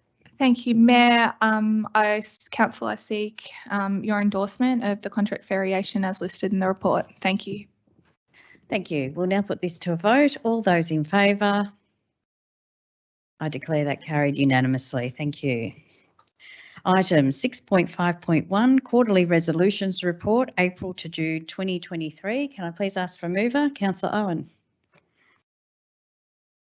Thank you, Mayor. I move the following. That council note the report detailing implementation of council resolutions for the period April to June 2023. Thank you. Can I please ask for a seconder? Councillor Springfield, thank you. I'll go back to the mover to speak, please. Thank you, Mayor. Thank you, Councillor Springfield. So the attached report details all resolutions made for the period of April to June this year and includes the actions taken to implement the decisions. The report does not include matters listing for noting. So the Chief Executive Officer is responsible for ensuring Council's decisions are implemented without undue delay and when requested to report to Council in respect of implementation of these decisions. So this report is relatively new, I reckon 2 or 3 years, but it's really good to see, particularly I think if you've got a councillor's notice of motion, it's really great to be reassured. And I know it all has always been done, action, but just just having it clearly detailed in a report is really good for councillors to know that's being actioned. This is how. I just want to make note of the management of the domestic basketball competition. I think it was at the May council meeting, or the April one actually. The council did support transitioning the domestic basketball competition at Cardinia Life to the Pakenham District Basketball Association from April 2023. So it's really good that this has been obviously implemented, that we've seen a change of management to the PDBA, and as a basketball family, it has been, in my opinion, seamless, the transition. We're seeing the PDBA is applying for council grants, so I think it's really good. But as a parent, that change has been really positive, with no interruption to the great competition down there. So I welcome this report every quarter. It just gives councillors an update regarding those resolutions of council and how they've been ticked off. And yep, thank you. Thank you, Councillor Owen. I'll go to the seconder, Councillor Springfield, please. Thank you, Mayor. Thank you, Councillor Owen. I will reiterate Councillor Owen's sentiments there. It is good to see this report, which is fairly new for this council to come up quarterly, which just gives a tabling and easy to read, to check in on what has been, what resolutions have been made over the last quarter, what actions are taken, and I think it is very easy for us to get this on board, and it actually makes work life easier, and it's easy for residents to follow this too at the council meetings when it comes about. So yes, thank you, Mayor, that's all. Thank you, Councillor Springfield. Any other councillors who would like to speak to this item? I see none, so I'll go back to the mover. Councillor Owen, please. No further, thanks. Thank you. We'll now put this to a vote. All those in favour? I declare that carried unanimously. Thank you. Item 6.5.2, Community Engagement Update. Can I please have a mover? Councillor Cameron. Thank you, Mayor. I'd like to move that council notes the community engagement activities being undertaken this month. Thank you. Can I please call for a seconder? Councillor Kowalczyk. Thank you. I'll go to the mover. Councillor Cameron, please.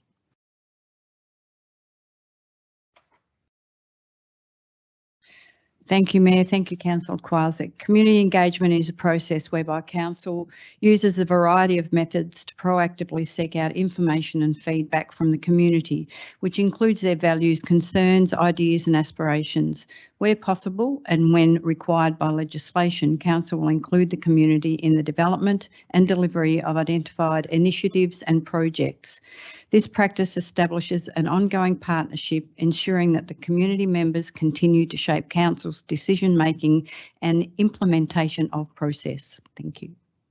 Thank you, Councillor Cameron. I'll go to the seconder, Councillor Kowalczyk, please. Thank you, Mayor Ranford. Thanks, Councillor Cameron, for withdrawing this item tonight. Community engagement is so crucial. When you make all the decisions that council has to make, it's important to ensure that you check the pulse of the community to ensure you're making smart and accurate decisions. So really nice to get this report presented to us tonight, to look at some of the projects that we are currently consulting on. One of the projects that I can't see listed there, so it may be suffering from a bit of lag, but is really, really important for the community, is the Pakenham Revitalisation Project. And I saw our officers at Pakenham Rotary Club consulting with our community there. Particularly all the Pakenham ward councillors are really proud of this project, but all councillors are too, because it's a real game changer. So just wanted to thank our officers for the important work they're doing in going above and beyond in engaging with our community on that project. Thank you. Thank you, Councillor Kowalczyk. Are there any other councillors who would like to speak? Councillor Ross, please. Thank you, Mayor. This is a really important report.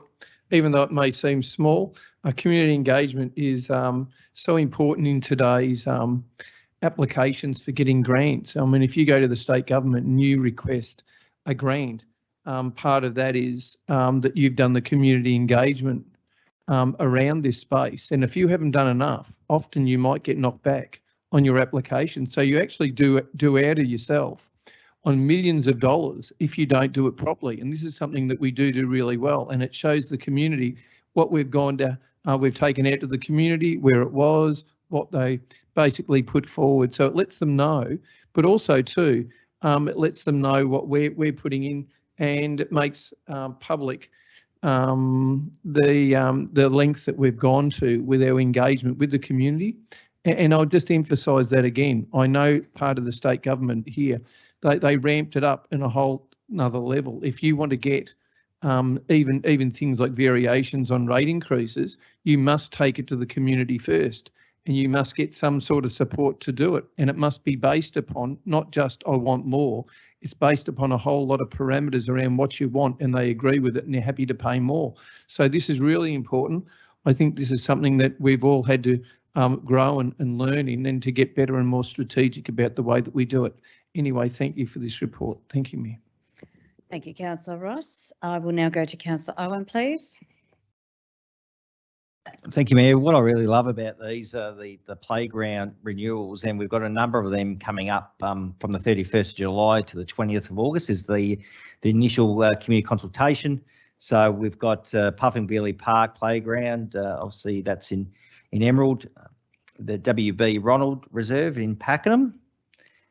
One that's I'm extremely passionate about is the Jim Parks Playground renewal in Beaconsfield. When the open space strategy is adopted, I think we've adopted. I'm not too sure if we have or not yet, but it does mention that township. It's a township park because it is in the centre of town in Beaconsfield, so it's really great.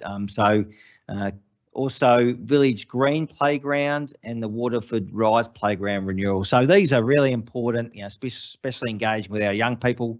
I know our officers, really do a great job engaging with the young people, and we all, we vote on the designs as families and children. We vote on the designs and put your ideas in, and then council really takes on board that feedback, and we design a playground that sort of obviously has got the most votes and the most support. It doesn't please everyone, but I really love how we engage with our young people to work out the designs of these play spaces. Really good. Thank you. Thank you, Councillor Owen. Are there any other councillors who would like to speak to this item? I see none, so I'll go back to the mover. Councillor Cameron, please. Thank you, Mayor, and thank you everybody for your discussion. And I have nothing further to add. Thank you. We'll now put this to a vote. All those in favour? I declare that carried unanimously. Thank you.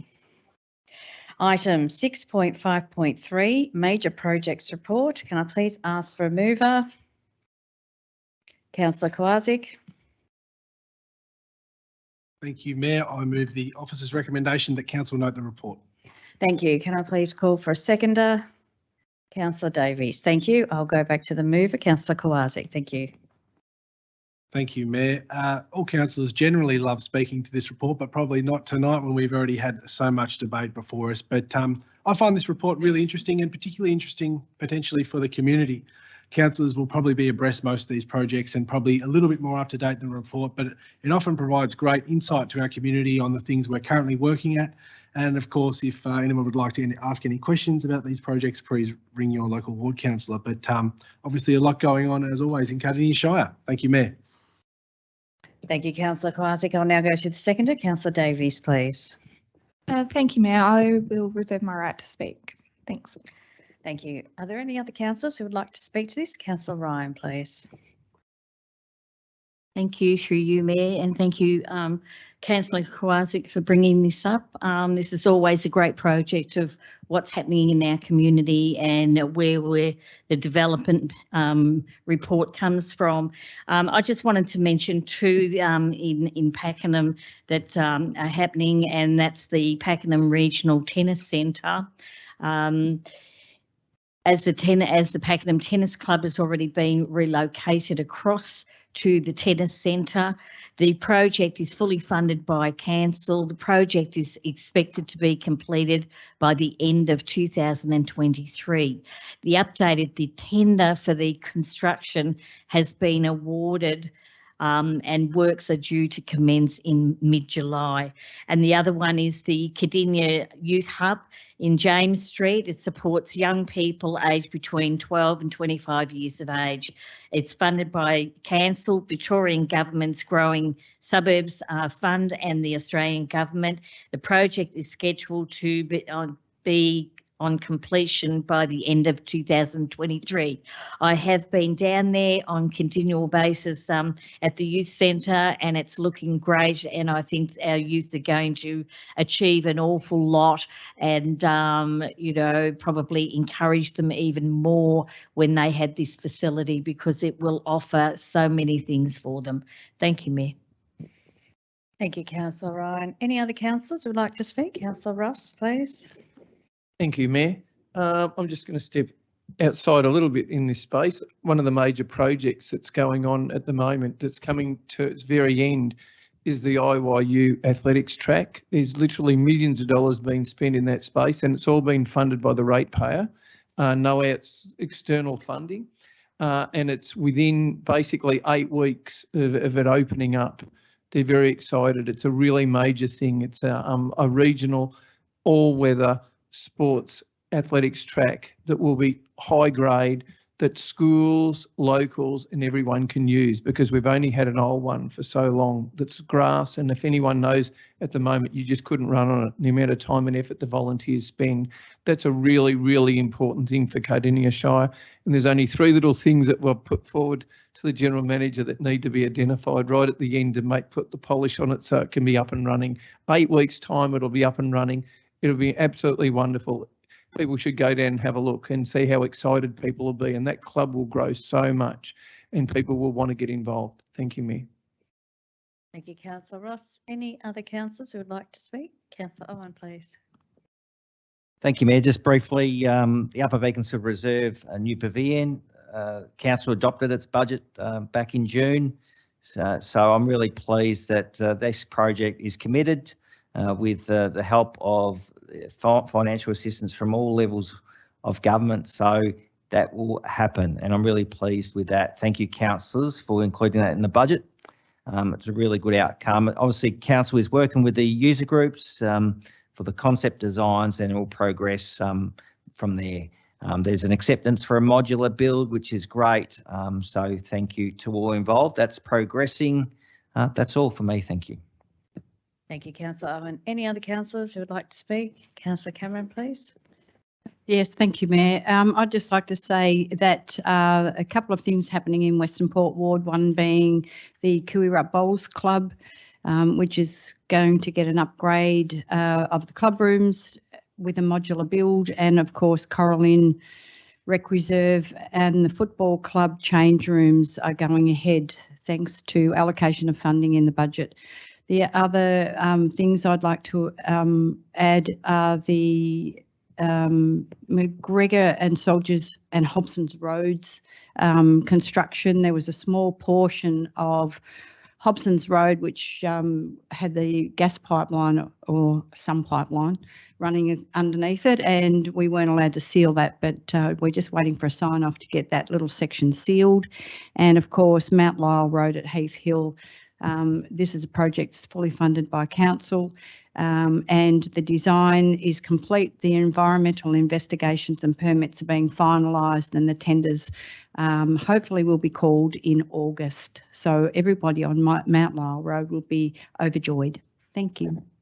Thank you, Councillor Cameron. Any other councillors who would like to speak to this item? Be done, so I'll go to the seconder. Councillor Davies, please. Thank you, Mayor. I will just briefly point out the huge roads program that council delivers. So currently investing ratepayer funds to seal 25 kilometres of unsealed roads across the network. Now, these are at various stages. We are also over a staged period delivering 8 intersections along the Princes Highway between Beaconsfield and Pakenham. And these are being delivered in a cost share with council and the federal government. Despite it being an arterial road, council is getting there and getting things done. So at the moment, we're as we all know, Bayview Road in Officer and Tivendale Road in Officer are in stages of works. Likewise, Brunt Road and Arena Parade are coming next. They're currently within the detailed design phase. There is additional work under the Sealing the Hills program that's still continuing.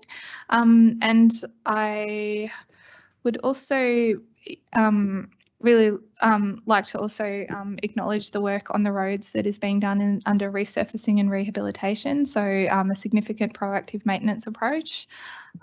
So this is, and likewise intersection upgrades, Timbertop and Pink Hill Drive intersections being upgraded, Pioneer Way and Brunt Road intersection, and McGregor Road and Henty Street. So I'd like to acknowledge that there's associated works with footpaths as well and drains and bridges, but the actual roads program at Cardinia Shire is a huge investment, and it's a really remarkable program of works, and I'd really like to acknowledge the hard work that goes into it. And many years ago, I did work on road projects, and yeah, and I look at this list and I'm amazed at how great our staff are at getting things done. So huge thank you to Mr. Feiss and his team. Thanks, Mayor. Thank you, Councillor Davies. I'll now go back to the mover to sum up, please. Thank you, Mayor. Not much to sum up, but as I mentioned, really pleasing to hear all councillors speak about projects that are close to their hearts, and I think the Major Projects Report is just a good chance to provide a snapshot of some of the bigger projects that we're working on for our community. Thank you. Thank you. We'll now put this to a vote. All those in favour? I declare that carried unanimously. Thank you. That concludes discussion of the agenda items tonight. I am going to make a slight little amendment to our agenda and bring forward community question time, as we have a little baby there who needs to go home to bed. So I'm just going to bring that forward, please, councillors. So firstly, our first question though is we have a question on behalf of Council Watch. And we don't have a representative in the gallery tonight, so that question will be responded to in writing directly to them. And our question we have here is from Caitlin Wintour, and I see Caitlin, who's been waiting patiently. Thank you. I will refer your question to the General Manager, Infrastructure and Environment, Peter Benzic, to read and answer. Thank you, Mayor. And the question from Caitlin is, can Council please reconsider the current plans for the footpath along Mulcahy Road and surrounding streets? The current advice is that the existing footpath is temporary and access via Stud Road will be removed.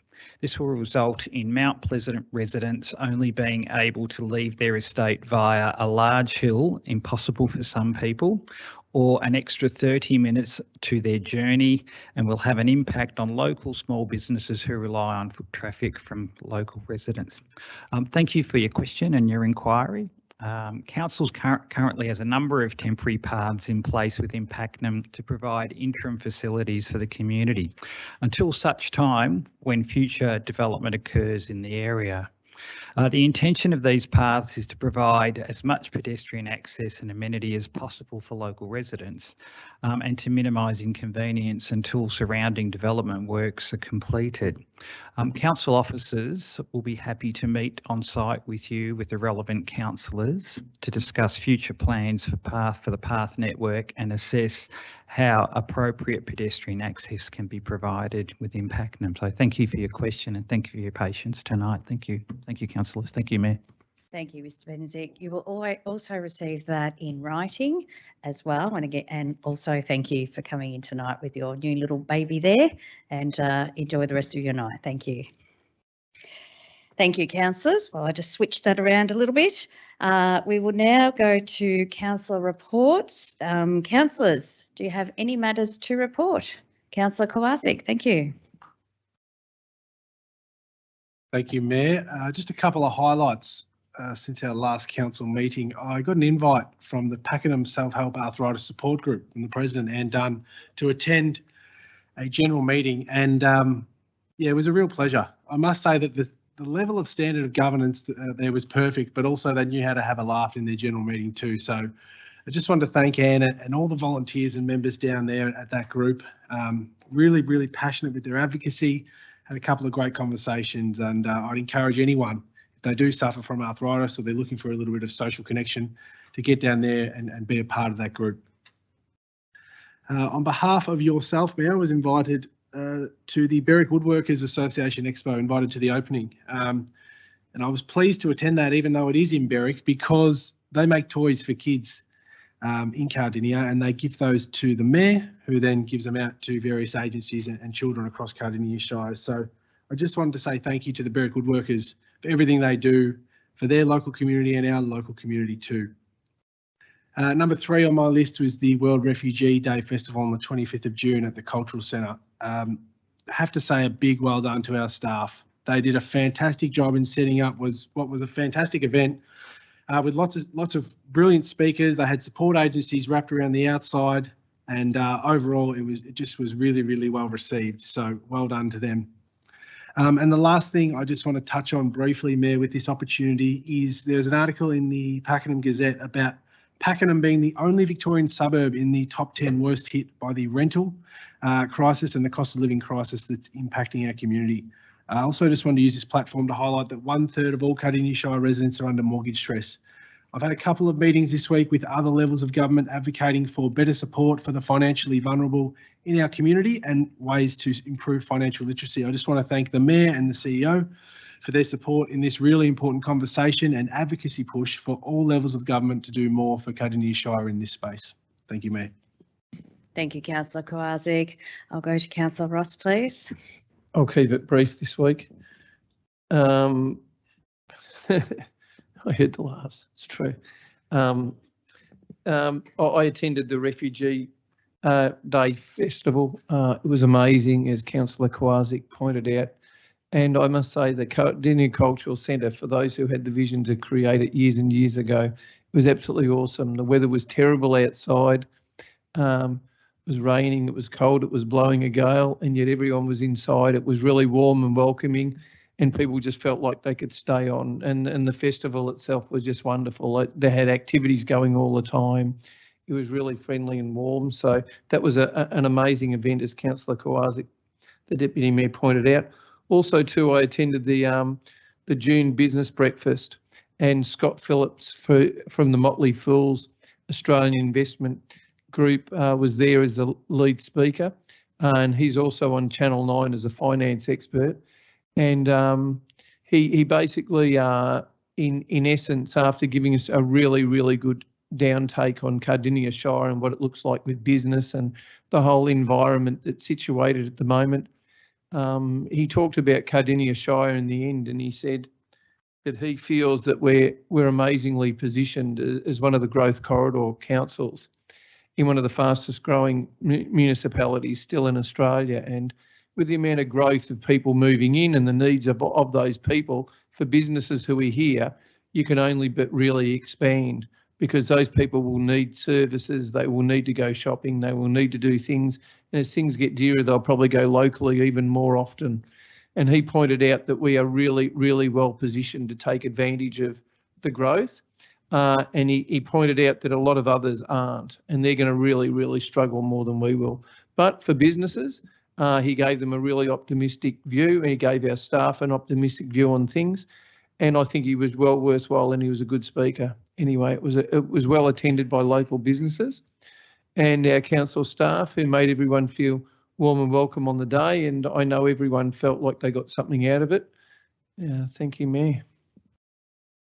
Thank you, Councillor Ross. Are there any other councillors who would like to speak to this item? Councillor Davies, please. Thank you, Mayor. I'm fortunate to be a councillor representative on the National Growth Areas Alliance's Strategic Advisory Committee. I'm one of 10 councillors who has voting rights on the board, or well, it's the Strategic Advisory Committee, which is like a board or a high-level decision-making function. And it's very insightful to meet with growth area councillors from across the country, which obviously it's via Zoom predominantly, but whilst there is a bit of collaboration done on a state level, on a national level, we can collectively target advocacy to the appropriate ministers. The committee is chaired by Councillor Matt Death, who is the Deputy Mayor of Wollondinley, Shire Council in New South Wales, and that's a peri-urban.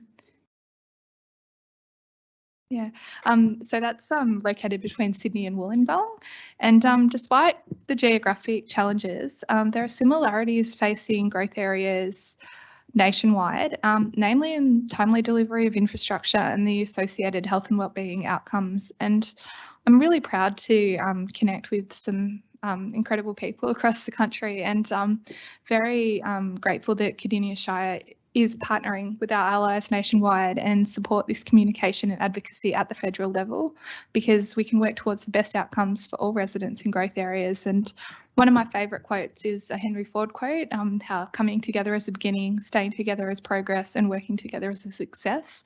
And Cardinia Shire works together nationally, and I think my experience has been that we're doing a wonderful job, and I'm very, very pleased by the work that goes into this. So a huge thanks to all the staff involved. Thank you, Mayor.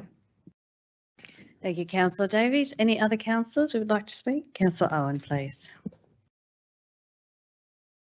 Thank you, Mayor. On the 12th of July, last Wednesday, the Upper Beaconsfield Association hosted a community dinner to celebrate the 2023 Upper Beaconsfield Citizens of the Year. This year they did it a little bit differently. Local Main Street businesses in Upper Beaconsfield were chosen to receive awards in recognition of their support and contribution to the Upper Beaconsfield community during the pandemic. So we saw Foodworks, the Upper Beaconsfield GP, the Upper Beaconsfield Pharmacy, the Pine Grove Hotel, the Upper Beaconsfield General Store, Up the Hill Bakehouse and Moonshine Motors, and also Rivendell Conveyancing all receive an award. And I just congratulate all those businesses, and it was definitely tough, and I partook in supporting some of those businesses during the pandemic. Definitely the steak nights that got delivered to my house from the Pine Grove Hotel, and a bit of wine as well. So that was good during the pandemic, but well done to all those. The Upper Beaconsfield Community Centre celebrates their 40 years in operation this weekend. Following Ash Wednesday, over 40 and a half years ago, the community wanted a community centre to help recover. So that was great. So 40 years, we acknowledge that. The officer community rooms at the Officer Rec Reserve have almost been finished. They are operating. So it was a really good feeling to go in there and meet everyone involved in that. They'll have an official opening in the coming months. They are still seeking donations, so if anyone would like to donate to really complete that project, that would be great. Also, the Pakenham Upper Tumark Cricket Club, Council and the state government's upgrading the cricket nets. They also have a fundraiser for additional equipment, and there's a Fund Me type page, and you can get a commemorative brick with your name on it if you like. Also want to acknowledge the Cardinia Foundation is continuing to transition and really diversify in its activities. So recently the foundation announced a $100,000 campaign to raise $100,000 for an ongoing food support fund, ensuring sustainability into the future for our community, particularly during these tough times. And also there'll be a fun run. We return to that fun run, supporting the Cardinia Foundation. So that's all. Thank you. Thank you, Councillor Owen. Any other councillors who would like to speak to this item?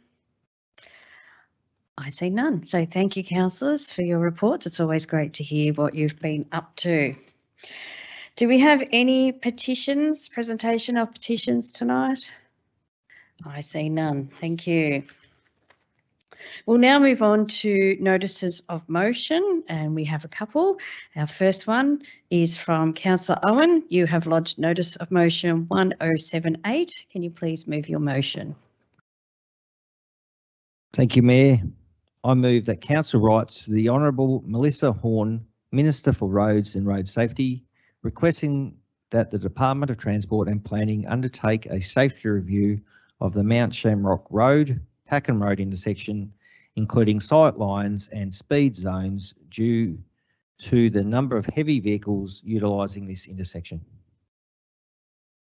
Thank you. Can I please call for a seconder? Councillor Moore. Thank you. I'll go back to Councillor Owen. Thank you, Mayor. Thank you, Councillor Moore. This section of road is just out of the residential part of Pakenham, just north of the power lines. It is actually a 100-kilometre speed zone along Pakenham Road, and shortly after that, when you ride up past Mount Shamrock Road, it does reduce in speed while you go to that intersection with Army Road, but it is quite dangerous in my opinion.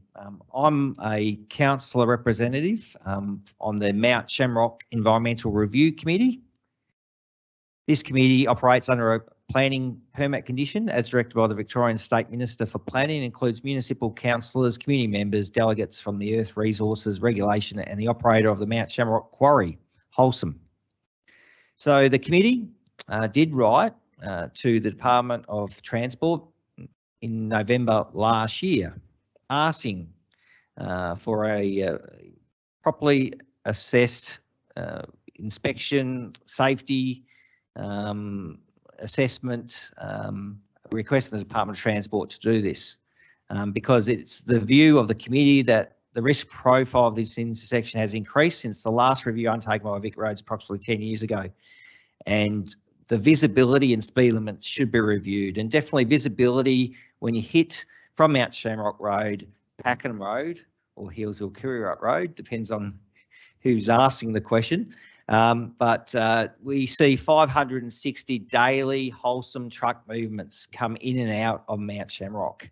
560 daily truck movements, and that's just wholesome. There's other truck movements come to and from that. So I'm just asking, I'm supporting this committee. Unfortunately, they've had no luck with a response from the Department of Transport. This has been going for several years, and the most recent correspondence attempt was November last year. So I move so. Thank you. Thank you, Councillor Owen. I'll go to Councillor Moore, please. Thank you, Mayor, and thank you, Councillor Owen, for bringing this item up. I do know this intersection very, very well, and I've been on the committee as well in previous years before Councillor Owen. I think we shared it a few years gone past. That intersection, yes, is certainly dangerous. All Councillor Owen's asking for here, which I support, is a just can I look at this and have a look and see what the problem is, and see what can be done in the future. Where the biggest problem is it's like a T intersection on a bend where that road is. So you call it Pakenham Road, or whatever. It's we know the road, but what the problem is that the biggest problem is that it's on a hill. When you come down from Army Road, it's like an S-bend. It's like Mount Panorama at Bathurst. That's what it looks like when you're coming down that mountain. So I can understand the concerns, because there was concerns back all those years gone by. It's been around for a long time, the concerns of this intersection. And when you got a truck and a dog coming out, that's not a dog barking type one, that's a trailer on the back of a truck. You've got a pretty lengthy sort of, particularly when they're semi-trailer type dog trailers on the back of these trucks. So it's quite a dangerous situation for the truck drivers and for our public as well, coming down that at 100 kilometres an hour into that intersection. So understandably so. I'm not sure what they will do about that intersection, but that's what we're asking for. And I respect Councillor Owen for asking the question of not what can we do on that spot, not what we can't do. And I think it's an honourable notice of motion, and I support it wholeheartedly. Thank you, Mayor. Thank you, Councillor Moore. Are there any other councillors who would like to speak to this notice of motion? I see none, so I'll go back to Councillor Owen, please.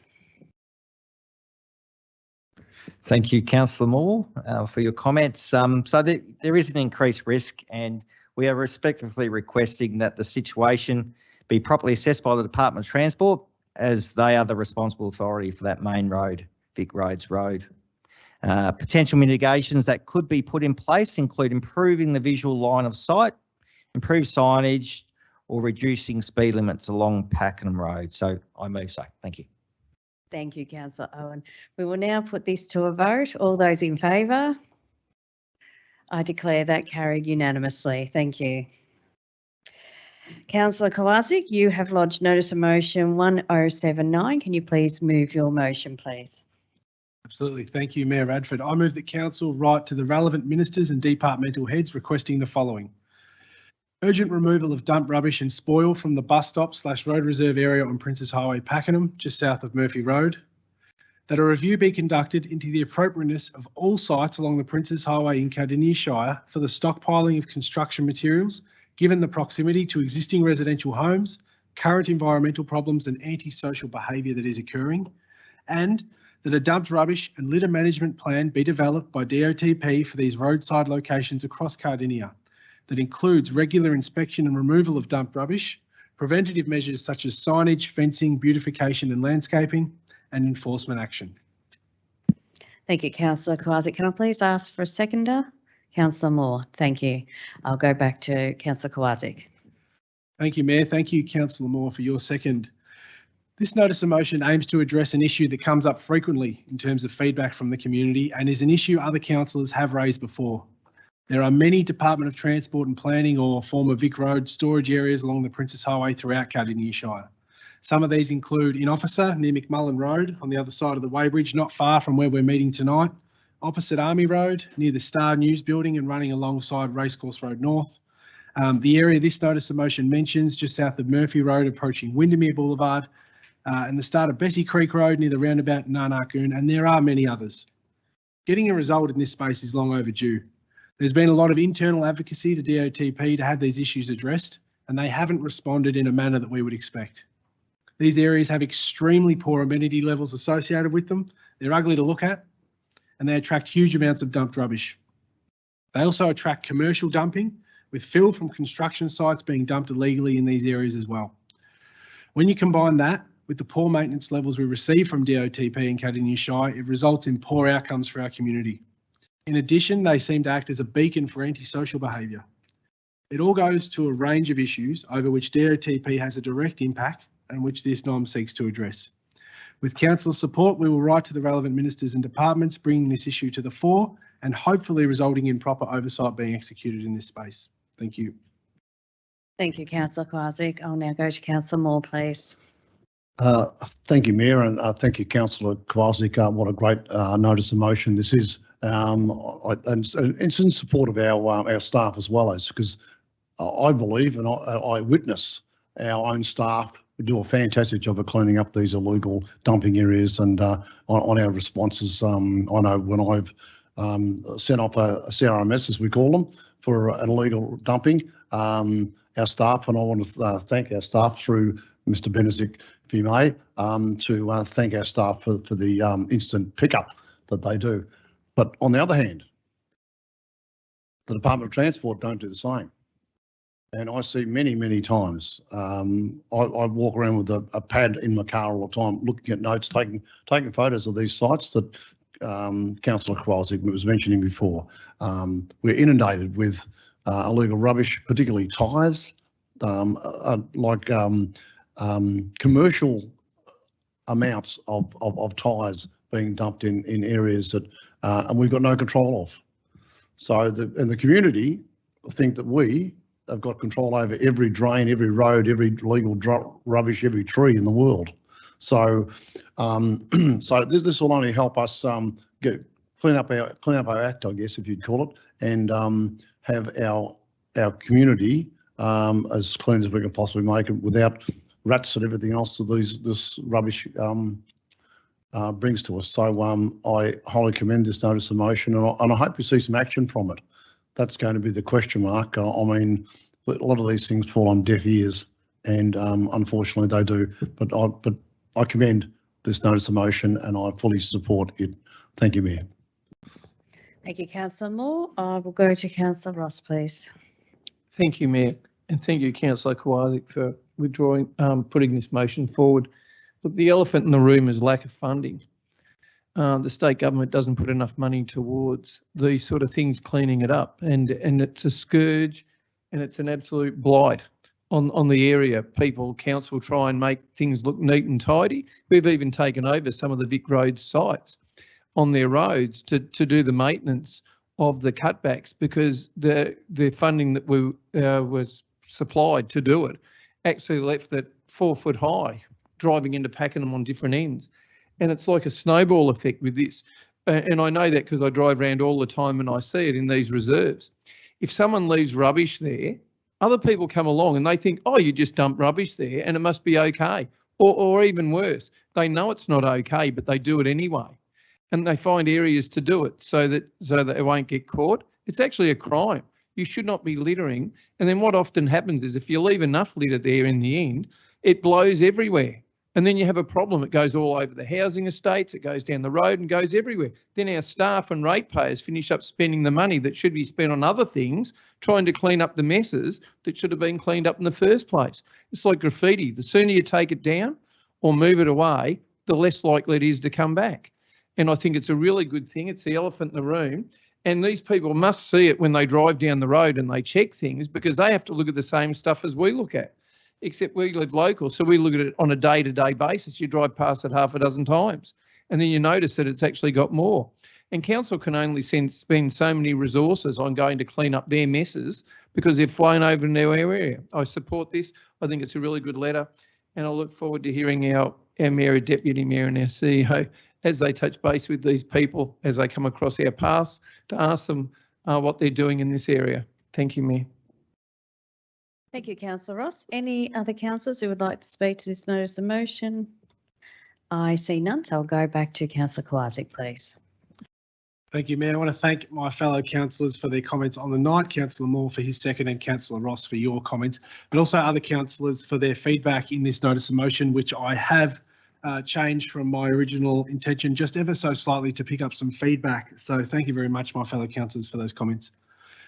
All of us here are clearly very passionate about where we live. We love Cardinia, and it's our job to ensure that we're maximising the potential and the results that we see in the Shire and making it the best place it can be.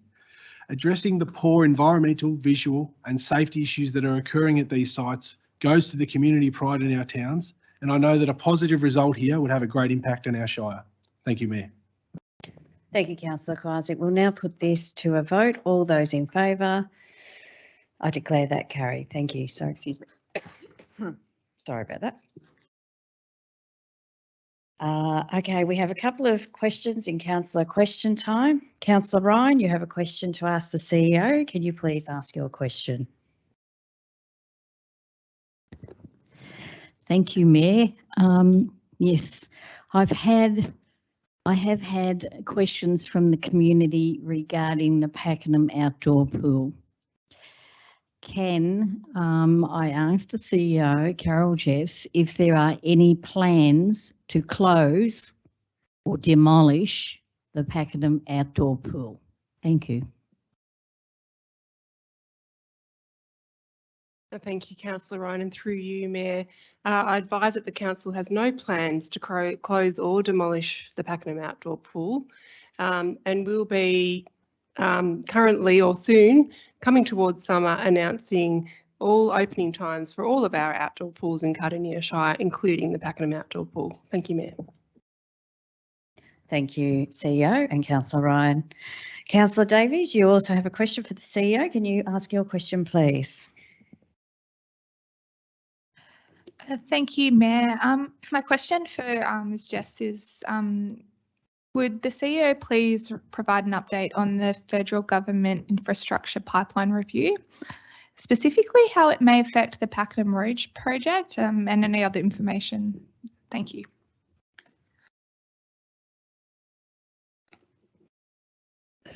Thank you, Councillor Davies, and through you, Mayor, thank you for your question. So the Australian Government recently announced that they're conducting a 90-day review on all federally funded infrastructure projects. Included in this review is stages 2 and stage 3 of the Pakenham Roads major projects. Stage 2 includes upgrade and widening of section of Racecourse Road from Bald Hill Road roundabout down to Henry Street. Stage 3 includes the widening of a section of McGregor Road and widening of the city-facing freeway ramps. So in response to this review, today, Council made a submission to the Federal Minister for Infrastructure, Transport and Regional Development, Catherine King, strongly advocating for the Pakenham Roads projects to remain as part of the federal infrastructure pipeline. The submission can be found on Council's website in the advocacy section. Thank you for your question. Thank you, Mayor. Thank you, CEO and Councillor Davies, for your question. That concludes tonight's meeting. So I'd like to thank all councillors it's great to have everyone back in the chambers tonight. Thank you. And thank you to our general managers for supporting our meeting tonight. Thank you to those who attended in the gallery and to those watching online. Thank you. Have a good night.